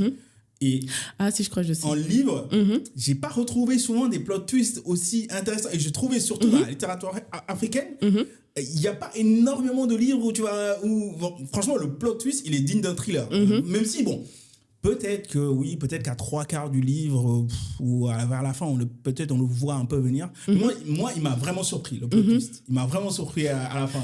Mais si vous voulez savoir, il faut aller lire le livre. Je sais. C'est bon, je vois ce que tu veux dire par plot twist, c'est bon. Sur cette histoire de Lamine et Daba, est-ce que l'infidélité est un motif de rupture? Tu veux me piéger. Ça dépend. Tu viens de célébrer Lamine qui a pardonné à Daba. Oui, ça dépend. En fait, ça dépend de la personne, tu vois. Moi, personnellement, je sais que, encore une fois, tout ce qui est malhonnêteté, trahison, moi, ça, c'est des trucs que, par exemple, ça passerait pas. D'accord. Ça passerait pas. Après, je pense que ça dépend des personnes. Il y a des personnes, bon, ils ne sont pas autant attachés à ces valeurs-là. Chacun a son système de valeurs. Mais derrière la tromperie, l'infidélité, souvent... il y a mensonge, souvent il y a trahison, souvent il y a toutes ces choses-là, tu vois. Ça veut dire que je te demande où tu étais, tu dis que tu étais au bureau, mais en fait, non, tu n'étais pas au bureau. Ouais. Et en fait, je pense que c'est la confiance aussi qui est brisée. Après, je pense que on peut se remettre d'une tromperie. Je pense qu'il y a des couples qui arrivent à aller de l'avant, mais voilà, ça demande un gros travail, je pense, pour regagner la confiance de l'autre, quoi. Mais je pense que voilà, ça dépend de chacun. Dans le livre, les enfants, et particulièrement les garçons, ils portent beaucoup la pression de sauver leur famille. Quelque part, on le voit, le fait que finalement, faut pas oublier que ce sont les mères à la base qui ont eu l'idée d'envoyer leurs garçons en Europe via les pirogues, et on parle d'une opération qui est très risquée. C'est-à-dire que moi, j'en connais, et tous les gens qui ont grandi au Sénégal en connaissent, des gens qui ont pris les pirogues, alors qui ont réussi, et d'autres non. Moi, je connais plus de gens qui n'ont pas réussi que des gens qui ont réussi. C'est triste. Tu vois, par exemple. Donc, je ne sais pas c'est quoi le taux de réussite. C'est quand même fou de se dire que la pression occulte le fait que les mères soient capables de se dire qu'elles sont en train de risquer la vie de leur enfant. Et on sait l'amour que les mères ont pour leur enfant. Et il y a deux passages que j'ai trouvé intéressants dans le livre. Donc à la page 39, le livre dit « Comme beaucoup de jeunes, dans son cas, il passait ses journées à abîmer ses rêves en mer. À part le poisson qu'il rapportait à la maison, il ne gagnait presque rien. Pourtant, Bougna ne pouvait compter que sur lui pour améliorer son sort. Elle ne savait pas encore comment, mais elle était certaine que son fils réussirait et lui permettrait de recouvrer toute sa dignité face à la première épouse. Donc, le fils porte le poids finalement de la dignité de sa mère par rapport à sa co-épouse. Et en fait, le personnage de Bougna, il projette beaucoup ses espoirs sur son fils. Est-ce que finalement c'est une preuve d'amour? Est-ce que c'est une charge écrasante? Moi, je trouve que c'est une charge écrasante que Issa il porte dans ce foyer polygame-là où voilà, il y a les fils, je crois, de la première épouse, je crois, qui ont réussi. Et il porte du coup, bon, déjà en tant que, je pense qu'en tant qu'homme, il a déjà sa charge, voilà, ce qu'on attend d'un homme, on va dire, qui relève du régular, d'une certaine manière. Et après, il y a la mère aussi qui veut qu'en plus de, on va dire, subvenir, voilà, d'être dans ses comment dire, devoirs d'homme classiques, de taper encore plus haut, tu vois, taper plus haut que ses frères parce que voilà, il y a cette concurrence avec la coépouse, etc. Et je trouve que dans ce livre, le fait que ce soit les mères qui les ont mis sur des pirogues, ça montre à quel point peut-être elles sont je sais pas si c'est désespéré, j'allais dire désespéré, mais désespéré de améliorer leurs conditions. Oui. D'améliorer leurs conditions. Après, elles le font pas pour les mêmes raisons. Hein. Y en a une, c'est aussi pour redorer l'image de son fils. On va dire que c'est un peu moins égoïste. Mais Bounia, elle, c'était clairement parce que voilà, il y avait cette concurrence avec ses coépouses. Il fallait qu'elle gagne un peu, qu'elle augmente. D'ailleurs, Aram n'était pas pour. Ouais. Aram était... d'ailleurs, c'est ce qui a poussé son fils à partir sans lui dire, parce que son fils a surpris la conversation qu'elle avait avec Bounia, où elle disait qu'elle doutait, qu'elle ne voulait pas que son enfant parte, et que même son mari lui disait « Mais en fait, t'es trop tendre avec cet enfant, il faut qu'il parte. » Et c'est pour ça que l'enfant d'Aram est parti sans dire à Aram, parce que au final, toutes les femmes n'ont pas envie que leur enfant réussisse à tout prix, quitte à mettre leur vie en danger. Leur vie en danger. Et j'ai perdu. Ouais, excuse-moi. Non, il n'y a pas de souci, c'était très intéressant. Mais effectivement, il y avait ce... donc, ils ne partent pas pour les mêmes raisons. Oui. Ils ne portent pas les mêmes espoirs. Et en fait, je trouve que c'est quand même un peu égoïste de faire porter à son enfant autant de charges, quoi. De faire porter à son enfant ton avancement, on va dire, dans l'échelon, je sais pas comment on appelle ça, dans l'échelle sociale, tu vois. Et c'est énorme, parce que du coup, déjà, tu l'envoies dans un périple dont on sait tous comment ça se passe. La mer, affronter la mer. Bon, là, c'était la mer, hein, je crois qu'il n'y a pas eu de désert dans le... Non. Ouais, c'était vraiment que la mer, mais c'est déjà très périlleux. Hein. Et en fait, tout ça, pourquoi au final? Mais d'ailleurs, ce que tu dis, et je pense que c'est la plus grande différence entre être éduqué à l'africaine. En tout cas, je pense pas que c'est dans toute l'Afrique c'est comme ça. En tout cas, au Sénégal, c'est comme ça. Être né au Sénégal et être né en France. Quand tu es né au Sénégal, de parents sénégalais, pour la plupart, bien sûr, ce que je dis, ça ne concerne pas. Non, mais parce que tu vas avoir toujours quelqu'un qui dit oui, moi c'est pas comme ça. La plupart des enfants qui naissent au Sénégal, ils naissent avec des dettes. Tu nais endetté. Tu dois sauver tes parents. Vraiment, les gens font des... D'ailleurs, ça fait partie des raisons pour lesquelles les gens font beaucoup d'enfants. Ça fait partie, parce que plus tu fais d'enfants, plus tu améliores la probabilité. La probabilité, c'est mathématique. Hein. Plus tu fais d'enfants, plus tu améliores la probabilité que quelqu'un s'en sorte. Donc, ils font beaucoup d'enfants. C'est pour ça aussi qu'on le voit dans le livre. Faire un garçon n'a pas la même valeur que faire une fille. Donc totalement. Ta valeur en tant que mère est aussi mesurée au nombre de garçons que tu as, de fils que tu as. Et quand tu nais, du coup, en tant que garçon, on te répète depuis que tu es petit que tu dois sauver tes parents, tu dois sauver ta famille, tu dois t'en sortir, parce que tous ces gens-là comptent sur toi. Alors que, en vrai, quand tu nais en Europe, tes parents, c'est eux qui ressentent la responsabilité de devoir s'occuper de toi jusqu'à la fin de leur vie, quoi. C'est eux qui vont te dire, bah oui, mon enfant, je dois m'occuper de lui. Après, oui, ça arrive que des gens qui sont nés en Europe aussi s'occupent de leurs parents quand ils sont... Après, bon, c'est un peu subjectif aussi ce que je dis, parce que chaque système a ses avantages et ses inconvénients. Mais vraiment, cette pression que tu as quand tu nais en Afrique, de devoir sauver ta famille, moi je pense que c'est l'élément qui différencie le plus être né en Afrique et être né en Europe. Alors pour le coup, moi je nuancerai, parce que du coup, moi je suis née en France, grandi en France, et on a la même pression en fait. Malgré le fait qu'on soit pas né sur le continent. Mais de parents africains. De parents africains, donc voilà, ça se rejoint. Hein. Donc on a aussi cette pression-là en fait de prendre soin de la famille. Moi, Dieu merci, je suis une femme. Donc, bon, j'ai d'autres pressions, mais en tout cas, j'ai pas cette pression-là aussi de subvenir aux besoins de ma famille, famille élargie, tu vois. Et tu vois, quand tu parlais, quand tu as commencé ton propos, tu as dit que les enfants naissaient avec des dettes. Moi, j'ai lu Le ventre de l'Atlantique de Fatou Diom. J'ai lu une phrase, je ne saurais pas la retranscrire exactement, mais quand je l'ai lue, en fait, ça m'a traumatisée. Elle disait en gros que certains n'hériteront que de charges. Et quand j'ai lu ça, en fait, ça m'a fait tellement mal au cœur. Parce que c'est la réalité, parce que dans le ventre de l'Atlantique, donc en fait, il y a toute cette histoire de vouloir venir en France, etc. Et je ne sais pas si tu l'as déjà lu d'ailleurs. Oui, je l'ai lu. Voilà.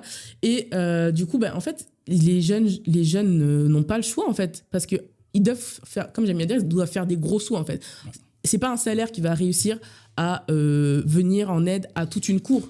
Et des fois, même plus qu'une cour. Des fois, c'est la famille de ton père. Bon, si ton père est polygame, ça fait... Ça n'arrange pas les choses. Ça n'arrange pas les choses, tu vois. Là, on se retrouve sur des familles hyper grandes. Après, des fois aussi, il faut s'occuper aussi de la famille élargie, etc. Et en fait, la pression qu'on met sur les fils, c'est énorme. C'est énorme. Des fois, t'es tout jeune. Des fois, il y a des gens qui prennent le chemin pour l'Europe, ils n'ont même pas 18 ans. Parce qu'ils savent qu'ils doivent venir en aide à toutes ces personnes-là. Et en fait, je trouve qu'il y a ce côté aussi, désolé, hein, mais c'est un peu irresponsable, tu vois. Mm-hmm. Parce que le père, par exemple, les pères, pardon, de ces personnes-là, quand tu faisais toute ta grande famille, tu t'es pas demandé comment t'allais subvenir à leurs besoins. C'est une inversion des valeurs. C'est vraiment une inversion des valeurs. Au lieu de faire des enfants et de dire, bon, moi, je fais mes enfants, je vais m'occuper d'eux, je dois m'occuper d'eux, donc je fais mes plans pour mes enfants. Ouais. Non, c'est totalement l'inverse. Les enfants doivent me sauver. Tes enfants doivent te sauver, et il y a ce côté aussi un peu, je sais pas si je vais bien l'exprimer, mais en fait, pour moi, il y a un côté un peu capitaliste, tu vois. Ça veut dire que tu fais beaucoup d'enfants, mais parce que tu attends des retours sur investissement, tu vois. Et je trouve que c'est malheureux quand même, parce que... Et tu vois, ça rejoint ce que je disais au début. En fait, l'homme, c'est le personnage principal, et les restes, là, on est là seulement pour les servir, tu vois. C'est pas faux. Tu vois, et ça, c'est tellement dommage. Et c'est comme ça aussi que je trouve beaucoup dans nos familles africaines, où on se retrouve dans une configuration où tu as un fils, qui subvient tant bien que mal aux besoins de la famille de son père, hein, on va dire, parce que c'est la famille que son père a construit. Et en fait, du coup, tu peux pas t'occuper aussi de la famille de ton père et ta famille que tu viens de construire. Donc, maintenant, qu'est-ce qui se passe ? Ça, c'est la norme pourtant chez nous. Et ça... Tu dois faire une famille, t'occuper de la famille de ton père, des autres femmes de ton père. Exactement, mais en fait, dans ça, l'argent, là, ça se cueille pas dans les arbres. Ça se cueille pas dans les arbres. Donc, ça veut dire que autant de gens ne peuvent pas loger dans les dépenses d'une seule personne. Une seule personne ne peut pas sauver autant de monde. Et du coup, il y a ce déplacement aussi, comme je disais, où, en fait, tu es focus sur la famille de ton père. Parce que moi, ce que j'aime beaucoup dire, c'est qu'en fait, je trouve chez nous, les gens, ce qu'ils font, c'est qu'ils éduquent des fils, leurs fils, en fait, pour que ce soit leurs fils. Mais ils n'éduquent pas forcément des bons maris. Ils n'éduquent pas des maris. Donc, ça veut dire que le fils, il va être là en train de charbonner, tout envoyer à sa famille et s'occuper de la famille de son père, etc. Mais sa famille à côté, très délaissée parce que voilà, c'est pas comme ça qu'on l'a éduqué, c'est pas là qu'on l'attend. Et c'est comme ça qu'on se retrouve dans des configurations où c'est la femme qui va finalement subvenir au foyer. Et si la femme, si elle n'est pas là pour, comme on dit chez nous, pour soutenir son mari, tout s'effondre, quoi, parce que il peut pas tout gérer, en fait. Et c'est normal de pas pouvoir tout gérer. Mais c'est vrai que c'est un élément qui permet de comprendre, parce qu'il y a beaucoup de gens, lorsqu'ils n'ont pas grandi dans les familles africaines ou lorsqu'ils n'ont pas grandi en Afrique, ils n'arrivent pas à comprendre comment quelqu'un risque sa vie, prend une pirogue, monte dans une pirogue pour aller en Espagne, risque sa vie, et c'est le fameux Barça ou Barsac. Tu vois, Barça, c'est Barcelone, Barsac, c'est la tombe. Ah ouais, je savais pas quand je disais ça. Je rigole, mais en fait, c'est pas drôle. C'est ce que Fatima dit souvent dans ses interviews. Elle dit souvent. C'est le slogan qui est très connu au Sénégal, c'est Barça ou Barsac. Tu vois. Waouh. Et ça, c'est pas. Et en fait, ce qu'on vient de dire, la pression qui est mise sur les garçons, de dire que, en fait, soit tu es un réussi, soit tu es un raté. Ouais, c'est ça. Soit tu sauves ta famille, soit tu es un raté. Et en fait, face à ça, tu te dis, il y en a beaucoup, ça ne marche pas sur tout le monde. Il y en a beaucoup qui se disent, moi, en fait, je n'ai pas le choix. C'est soit je m'en sors, soit je meurs. De toute façon, si je ne m'en sors pas, c'est ça. Oui, voilà, c'est ça. C'est ça. Ouais, c'est super triste. Jamais considéré comme quelqu'un, je ne serai jamais considéré comme quelqu'un qui a réussi. Toute la pression qu'on a mise sur moi et si on ne comprend pas cette pression-là, si on n'a jamais vu à quoi ça ressemble cette pression-là, moi, je peux accepter qu'on ne peut pas comprendre que quelqu'un monte sur une pirogue pour aller en Europe, quoi qu'il en coûte. Moi, j'ai jamais eu de mal à comprendre ça parce que je connais des gens qui l'ont fait et j'ai vu je ne suis pas sûr que si je n'avais pas eu... parce que, moi, je suis allé à l'école, j'ai eu une bourse, j'ai pris l'avion, je précise. Ok. J'ai pris l'avion Dieu merci pour venir toi. en France. Dieu merci. Mais, tu vois, si j'étais à leur place, je ne suis pas sûr que je ne le ferais pas. Ok. Je comprends totalement ce que tu dis. Et moi, c'était un peu l'inverse. À l'époque, du coup, moi, j'étais un peu du genre à dire ouais, mais pourquoi vous voulez venir en Europe et tout, restez là où vous êtes, vous pouvez vous en sortir là-bas, etc., etc. Mais en fait, comme je disais, il faut des gros sous. Il faut beaucoup d'argent pour venir en aide à toutes ces personnes. Donc, c'est là, en lisant aussi le livre de Fatou Diom, Le ventre de l'Atlantique, que ça m'a un peu, on va dire, je vais pas dire mettre du plomb dans la cervelle, parce que j'avais déjà du plomb dans la cervelle, mais en gros, ça m'a ouvert les yeux sur, en fait, effectivement, moi, je suis bien mignonne de dire ça, alors que, bon, je suis née, grandie en France, et que j'ai jamais eu besoin de trop me poser de questions, et que je savais qu'il y avait un certain destin qui était assuré, une certaine... voilà, je savais que j'étais dans de meilleures conditions en tout cas.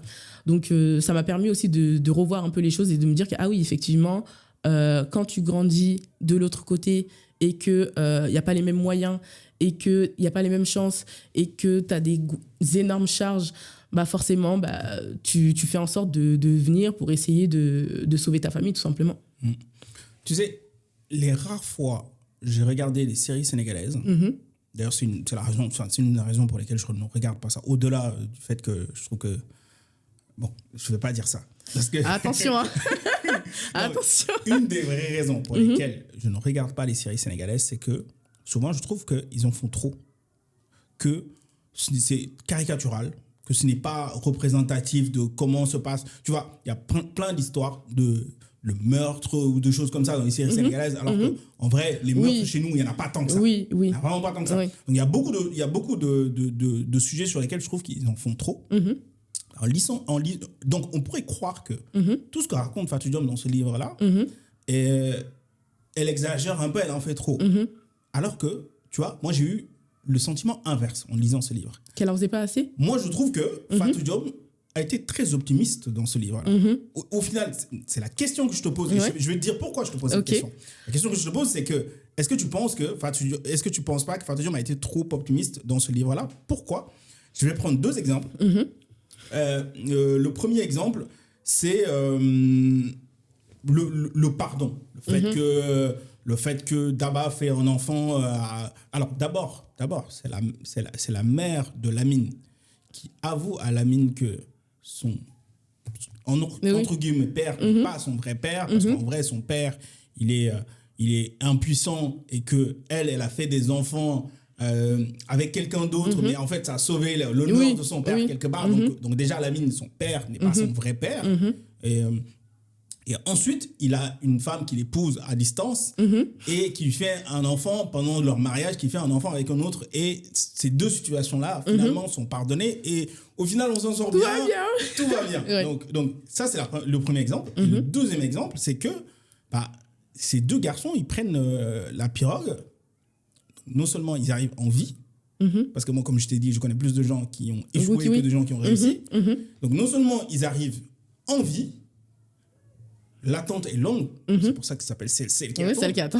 Mais ils reviennent à un moment donné au sein de leur foyer, ils retrouvent leurs parents. Bon, et à Lamine, quand il rentre, son père est décédé. Ça, pareil, c'est des histoires qui arrivent souvent. Et ça, c'est super triste d'ailleurs. Souvent. Mais tu vois, en lisant tout ça, alors, je ne suis pas en train de dire que j'aime les drames, même si j'aime les films tristes. Ça, c'est vrai, je l'avoue. Mais tu ne trouves pas qu'au final, Fatou Diom a été très optimiste au final dans son récit ?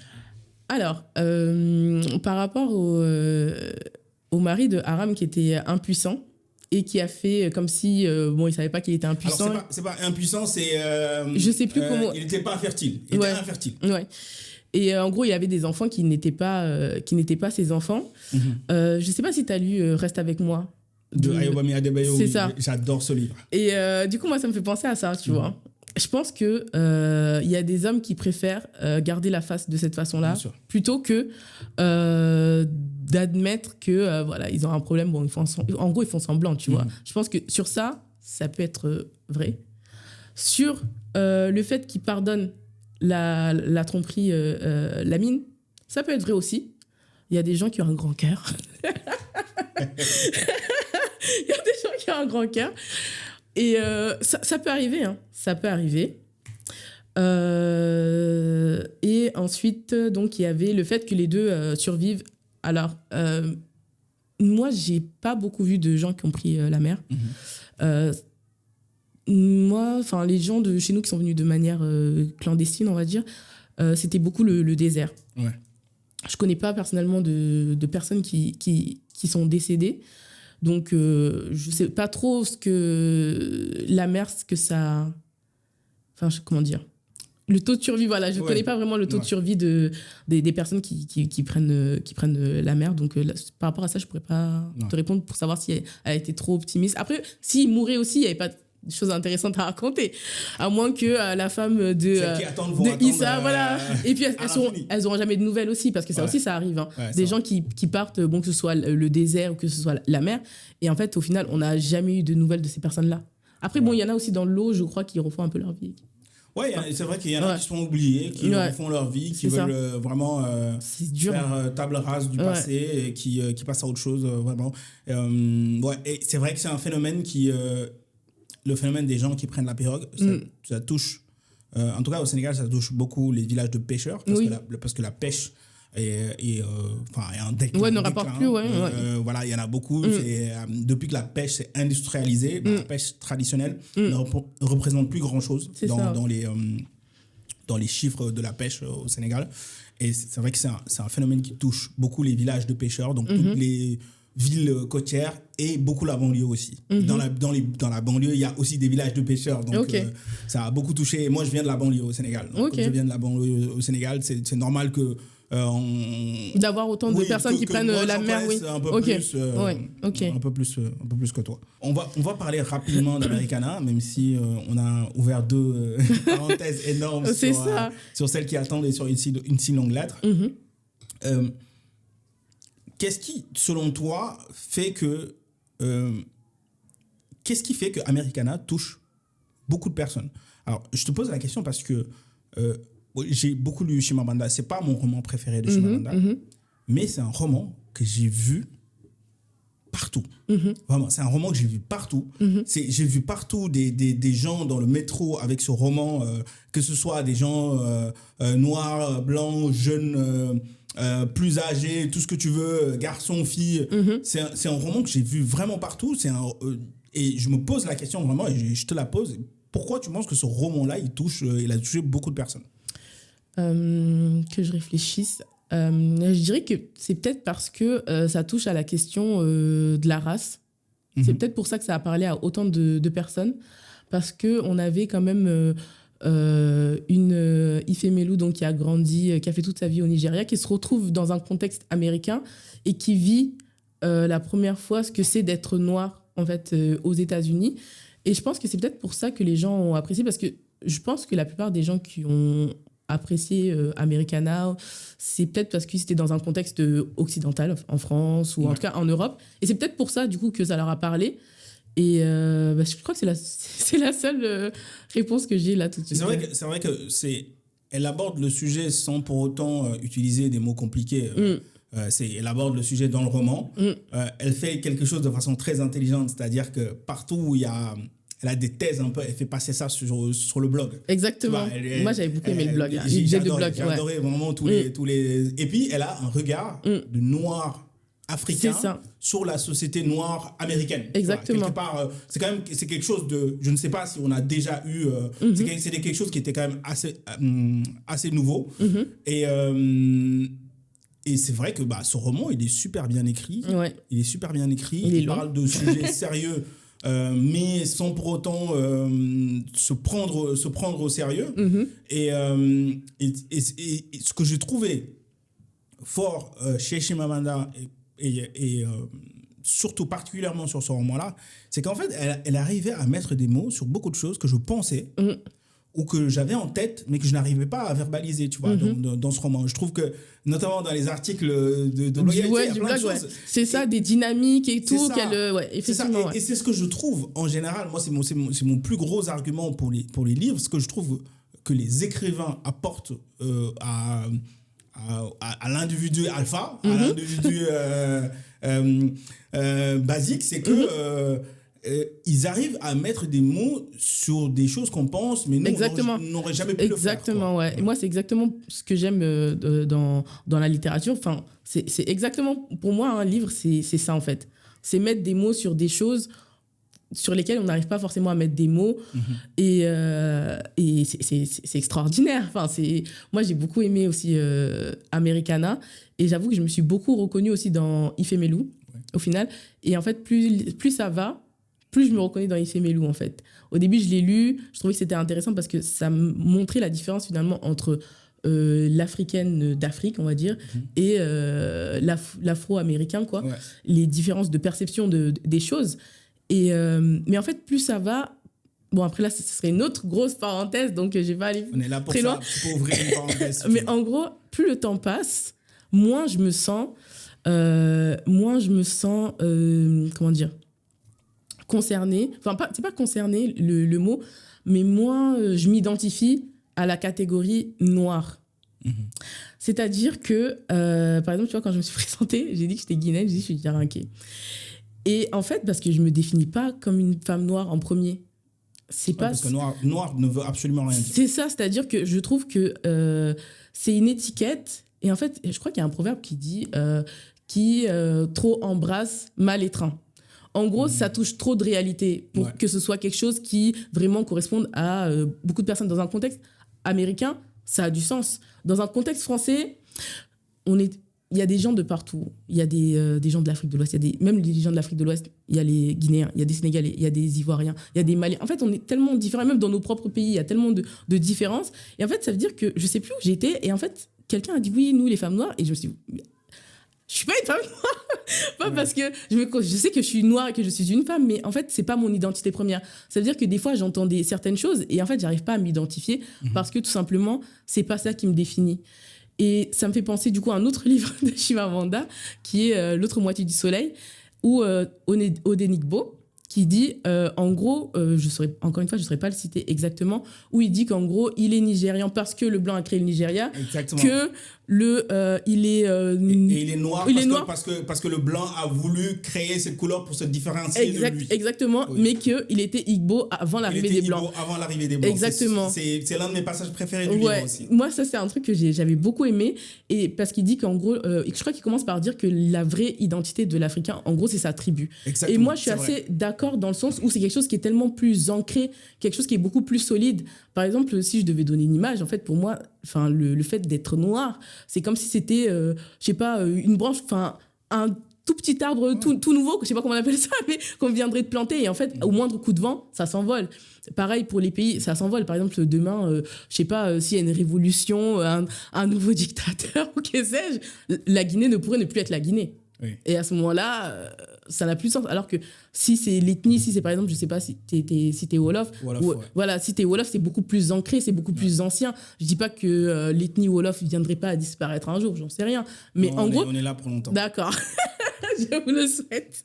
Mais en gros, c'est beaucoup plus ancré, c'est beaucoup plus solide. Et c'est pour ça, je pense qu'il y a beaucoup de gens qui rencontrent des turbulences sur leur chemin, tu vois. Il n'y a pas longtemps, j'écoutais un podcast et bon, il y avait des témoignages de personnes noires.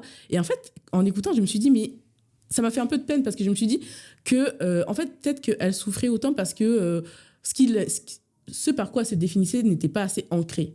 Et qu'au moindre changement d'environnement, ça peut ne plus exister, quoi. Donc, voilà. D'ailleurs, le livre l'explique très bien, dès le début, dès les premières pages. Être noir pour les Africains qui vivent en Afrique, ça ne veut absolument rien dire. Les Africains qui vivent en Afrique, ils ne sont pas noirs, ils ne se considèrent pas comme des noirs. C'est ça. Ils sont juste des Africains. Alors peut-être si tu vas en Afrique du Sud qui ont un passé racial, peut-être que oui, peut-être qu'il y aura des différences, mais en général, quand tu vis en Afrique, bah tu es juste un humain, tu n'es pas noir. Et d'ailleurs le roman le dit parce que elle dit que quand elle est arrivée aux États-Unis, c'est à ce moment-là qu'elle a commencé à être noire. C'est ça, exactement. Et par exemple, pour toi, moi, je suis né en Afrique. J'ai grandi en Afrique. Toi, tu es né en Europe. Tu as grandi en Europe. Est-ce que toi, à partir de quel moment tu t'es senti noir, tu t'es identifié comme noir? À partir de quel moment tu as commencé à être noir? Comme, dans le sens du livre, je veux dire. Alors, je fais grave, je rebondis sur plein de choses. Ça me fait penser, il y a un journaliste qui s'appelle Anas Daïf qui a écrit un livre qui s'appelle « Et un jour, je suis devenu arabe ». Et du coup, ta question me fait penser à ça, c'est qu'un jour, tu deviens autre, quoi, en gros. Et franchement, je ne saurais même pas dire à quel moment j'ai su que j'étais noire, mais pour moi, ça vient après. Ça vient quand je me suis confrontée, on va dire, au monde, quoi. J'ai très peu d'exemples de racisme frontal que j'ai vécu, hein. Mais franchement, c'était quelque chose qui est venu vraiment plus tard, quoi, qui est venu bien après. Mais sinon, ce que je savais pour sûr, c'est que je savais que j'étais diarinquée. Et j'ai su que j'étais diarinquée avant même de savoir que j'étais guinéenne. C'est-à-dire que moi, j'entendais mes parents dire qu'ils allaient en Afrique. C'est-à-dire que je ne savais même pas c'était dans quel pays, hein, à la base. Quand j'étais très jeune. Hein. Mais voilà, en gros, pour moi, c'était ça, mon identité, quoi. Donc, j'ai su que j'étais noire après. Et en fait, ça faisait partie de... Voilà, c'était une autre... je ne sais pas comment on pourrait dire ça, mais... C'était une autre étiquette, en gros, mais sinon, c'était vraiment pas par ça que je me définissais. C'est pas comme ça dans ça que j'ai été élevée. Et je savais que ma personne et comment j'avais été élevée, ça ne tournait pas autour de ça. Chez soi, c'est une notion qui est beaucoup abordée dans le livre, Americana. Pour toi, chez soi, ça veut dire quoi? En fait, chez soi, je dirais que c'est l'endroit où on se sent bien, où on se sent soi, pour le coup, où on se sent soi, où... Voilà, j'ai pas d'autres explications. Et toi, dans quel endroit tu te sens toi? Dans quel endroit je me sens bien, moi? Tu te sens toi? Alors, je me sens bien dans la ville qui m'a vu naître, déjà, auprès des miens. Donc, à Limoges, je me sens chez moi. C'est chez moi. Et également, quand je retourne en Guinée, que je vais dans mon village, là, je sens que c'est chez moi aussi. Donc, en fait, je dirais que j'ai plusieurs chez moi. Et on peut avoir plusieurs donc j'ai plusieurs chez moi. Et quand je suis là-bas, je sens vraiment que c'est chez moi, en fait. C'est-à-dire que, en plus, déjà, on est un village où, voilà, disons qu'on est tous un peu les descendants d'un même ancêtre. Donc, ça veut dire qu'on est une grande famille. Donc, ça veut dire que là-bas, je me sens appartenir à cet endroit-là. Je pense qu'il y a aussi ce sentiment aussi d'appartenance. Et pareil, à Limoges, je me sens appartenir aussi à cette ville parce que c'est la ville dans laquelle je suis née, que j'ai grandi et que j'ai fait toute ma vie. Et Ifemelu, dans le livre, elle montre à quel point elle change de comportement selon où elle se trouve. Est-ce que toi, tu penses que ça, c'est une adaptation? Ou est-ce que tu penses qu'on devrait s'adapter selon les endroits où on se trouve? Ou est-ce que tu penses que c'est une perte d'identité? Alors, ça dépend dans quelle mesure. Je pense que ça dépend dans quelle mesure. Mais sinon, je pense que, on peut s'adapter sans s'assimiler. Tu vois, par exemple, en France, on a ce délire de vouloir que les gens s'assimilent à tout prix. Sauf que moi, je trouve qu'il y a énormément de beauté dans la différence, en fait. C'est très beau de voir des gens qui seraient... français différemment, tu vois, par exemple. Là, je pense aux élections qui viennent juste de passer, il y a tout ce bashing autour du maire de Saint-Denis. Et moi, ce que j'aime beaucoup dans le maire de Saint-Denis, donc Bali Bagayoko, pardon, c'est en fait le fait que ce soit un noir, mais unapologetically. C'est une expression que j'aime beaucoup, c'est-à-dire que il est dans son truc, il va pas s'excuser d'être ce qu'il est, et tout simplement, il fait sa vie, alors que, tu vois, si c'était adapté, peut-être qu'il aurait un comportement, tu vois, un peu... Bon, j'ai pas le cité, mais tu sais, il y a un policier, voilà, qui est très assimilé. Je sais pas si... Un policier? Ouais, un policier, je vais pas dire son nom, mais... Bah, tu me le diras tout à l'heure. Je te le dirai tout à l'heure. Je sais pas pourquoi Il y a un policier comme ça, je crois qu'il doit être d'origine malienne, et voilà, par exemple, tu vois, il y a... C'est pas la même chose. C'est pas la même façon de s'adapter dans le pays, parce qu'on peut pas dire que Bali Bagayoko, par contre, il soit pas adapté. Oui. Tu vois. Donc, puis, de toute façon, il a raison d'être qui il est, parce que c'est grâce à ça qu'on l'a élu. Bien sûr. Il a été élu maire de Saint-Denis. Bien sûr. Les habitants de Saint-Denis ont voté pour lui, et oui, qu'il reste comme il est. Exactement. Et moi, ça, c'est quelque chose que j'aime beaucoup retrouver chez des personnes, chez les personnes tout court, mais surtout aussi chez les personnes issues de l'immigration, tu vois, parce qu'on nous demande souvent de nous assimiler, et en fait, le truc, c'est que... Ne reste pas à ta place, comme dit Rocaille Diallo. Ouais, exactement. En gros, faut quand même rester soi, en fait, tu vois. Faut quand même rester... Enfin, moi, voilà, tout simplement, faut rester soi, et on gagne rien à être tous identiques, en fait. Je trouve que c'est pas... Voilà, on gagne pas grand-chose dans ça. On a parlé de 3 livres. On a parlé de Celles qui attendent, qui sont, on va dire, celles qui espèrent, qui attendent des espèrent. On a parlé de Une si longue lettre. On pourrait dire que c'est celle qui endure, Oui. quelque part. Et on a parlé de Americana. Et on pourrait dire, pour Americana, celle qui se cherche. Ouais, bien trouvé. Qu'est-ce qui, dans ces 3 livres-là, quel est le livre qui t'a le plus touché et pourquoi? Celui qui m'a le plus touchée, je dirais que c'est Une si longue lettre, tout simplement, comme je le disais tout à l'heure, parce que ça a évoqué des récits de femmes, que ça a été ma porte d'entrée finalement sur ces récits de femmes-là. Et je me disais en fait que j'aurais pu être une de ces femmes-là qui se retrouvent dans un mariage. Tu peux toujours. Pardon. Ce n'est pas fini. Ton histoire n'est pas finie. Mon histoire n'est pas finie. Comme je t'ai dit, moi je suis du genre Aïssatou. Moi je quitte. Moi je suis du genre à partir. Faut pas me souhaiter des mauvaises choses comme ça, pardon. Excuse-moi. C'était plus fort que moi. C'est parti tout seul. Non. C'est vraiment parti tout seul. Plus jamais. Plus jamais. Mais en gros, ce que je veux dire, c'est qu'effectivement, ça pourrait m'arriver. Mais voilà, en gros, ça disait beaucoup de la condition des femmes. Et donc, c'est quelque chose qui m'a beaucoup plu. Et surtout parce que, voilà, on enjoint les femmes au silence. Et donc, j'ai aimé avoir ces voix de femmes. Super. Merci, Dalika. Merci, merci Matar. D'être venu partager. Je comprends maintenant pourquoi ton nom est revenu 2 fois faut pas dire ça.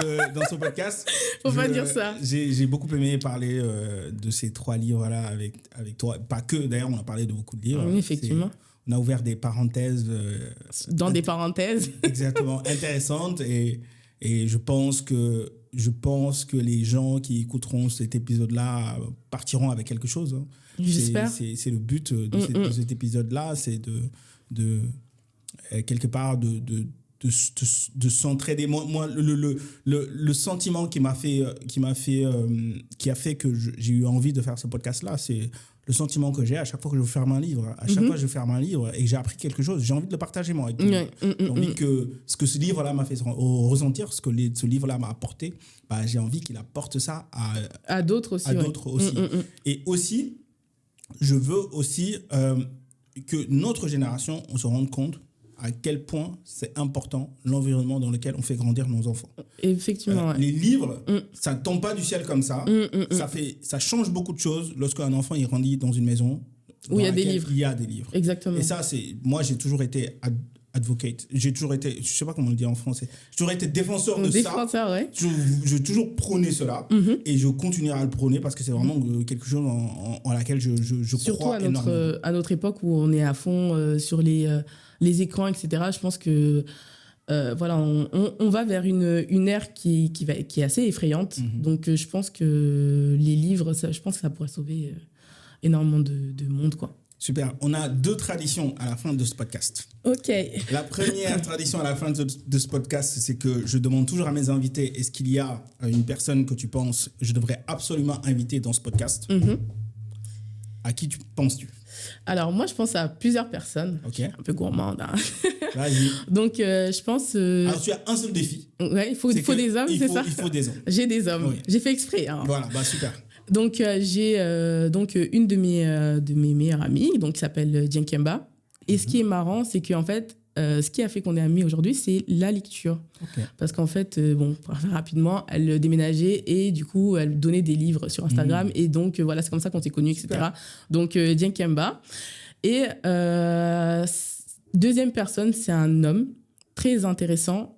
Bon, malheureusement, il n'est pas en France. Peut-être le jour où tu iras enregistrer à Dakar. Donc, il y a Pape Malik Barros, qui a créé l'Afrotech. Donc, qui est fondateur de l'Afrotech, donc qui est un féru de lecture. Donc, ça pourrait être très intéressant parce que du coup, lui, il a un projet vraiment qui est très concret. D'ailleurs, un projet qui mériterait d'ailleurs énormément de soutien finalement parce que c'est quelque chose qui nous touche tous, auquel on devrait tous participer. Et il y a également Mohamed, du coup, qui a une page sur Insta qui s'appelle « Voyage dans les écrits », je crois que c'est ça. Et donc, avec qui j'ai déjà échangé et qui a un contenu, qui est un homme qui lit et qui a un contenu qui est intéressant. Donc, je pense que ça pourrait être intéressant aussi de l'avoir. Et puis, voilà. Ça fait 3 personnes. Super. Alors, deuxième tradition dans ce podcast, c'est que j'offre toujours un livre à mes invités. Je ferme les yeux. Et c'est pas un livre que... Alors, faut pas avoir peur de... C'est pas un livre que je choisis, c'est un livre qu'un autre invité choisit pour toi. Ok. Et donc, écoute, c'est totalement le hasard qui a voulu que ce livre-là tombe entre tes mains. Ok. Et ce livre, c'est Les Frères Karamazov de Dostoïevski. Mais il n'y a même pas longtemps, j'ai vu quelqu'un en parler. Écoute, ce livre-là est entre tes mains. Alors, c'est 1200 pages. Ok, je vais me régaler. Bon courage. Ah, merci beaucoup. Moi, je suis en train de le lire. Je n'ai pas encore fini. Et c'est dingue. Ok, je te fais confiance alors. Franchement, vas-y, les yeux fermés. Je te fais confiance. Voilà, ok. Je l'ai pas encore fini. Je crois que je suis à la moitié. Mais faut pas avoir peur des 1200 pages. Non, et puis c'est bien parce que du coup, ça me sort aussi de ce que j'ai l'habitude de lire. Donc, c'est très bien. Merci beaucoup, Matar. Je t'en prie. Écoute, on est arrivé à la fin. Je te laisse le mot de la fin. Alors, le mot de la fin, merci beaucoup. J'espère que cet épisode que j'ai pris plaisir à enregistrer avec Matar va être bénéfique, qui va vous apporter. Et lisez. Super. Merci, Djalika. Merci, Matar. Merci d'être resté jusqu'au bout de cet épisode. Si cet épisode t'a plu, prends 2 secondes pour t'abonner à ce podcast. Plus on est nombreux, plus je peux te proposer un contenu de qualité. Pense aussi à laisser une note ou un commentaire, ça fait vraiment la différence. Et on se retrouve dans 15 jours pour un nouvel épisode. Si tu as aimé cet épisode, je te propose celui-ci ou alors celui-là.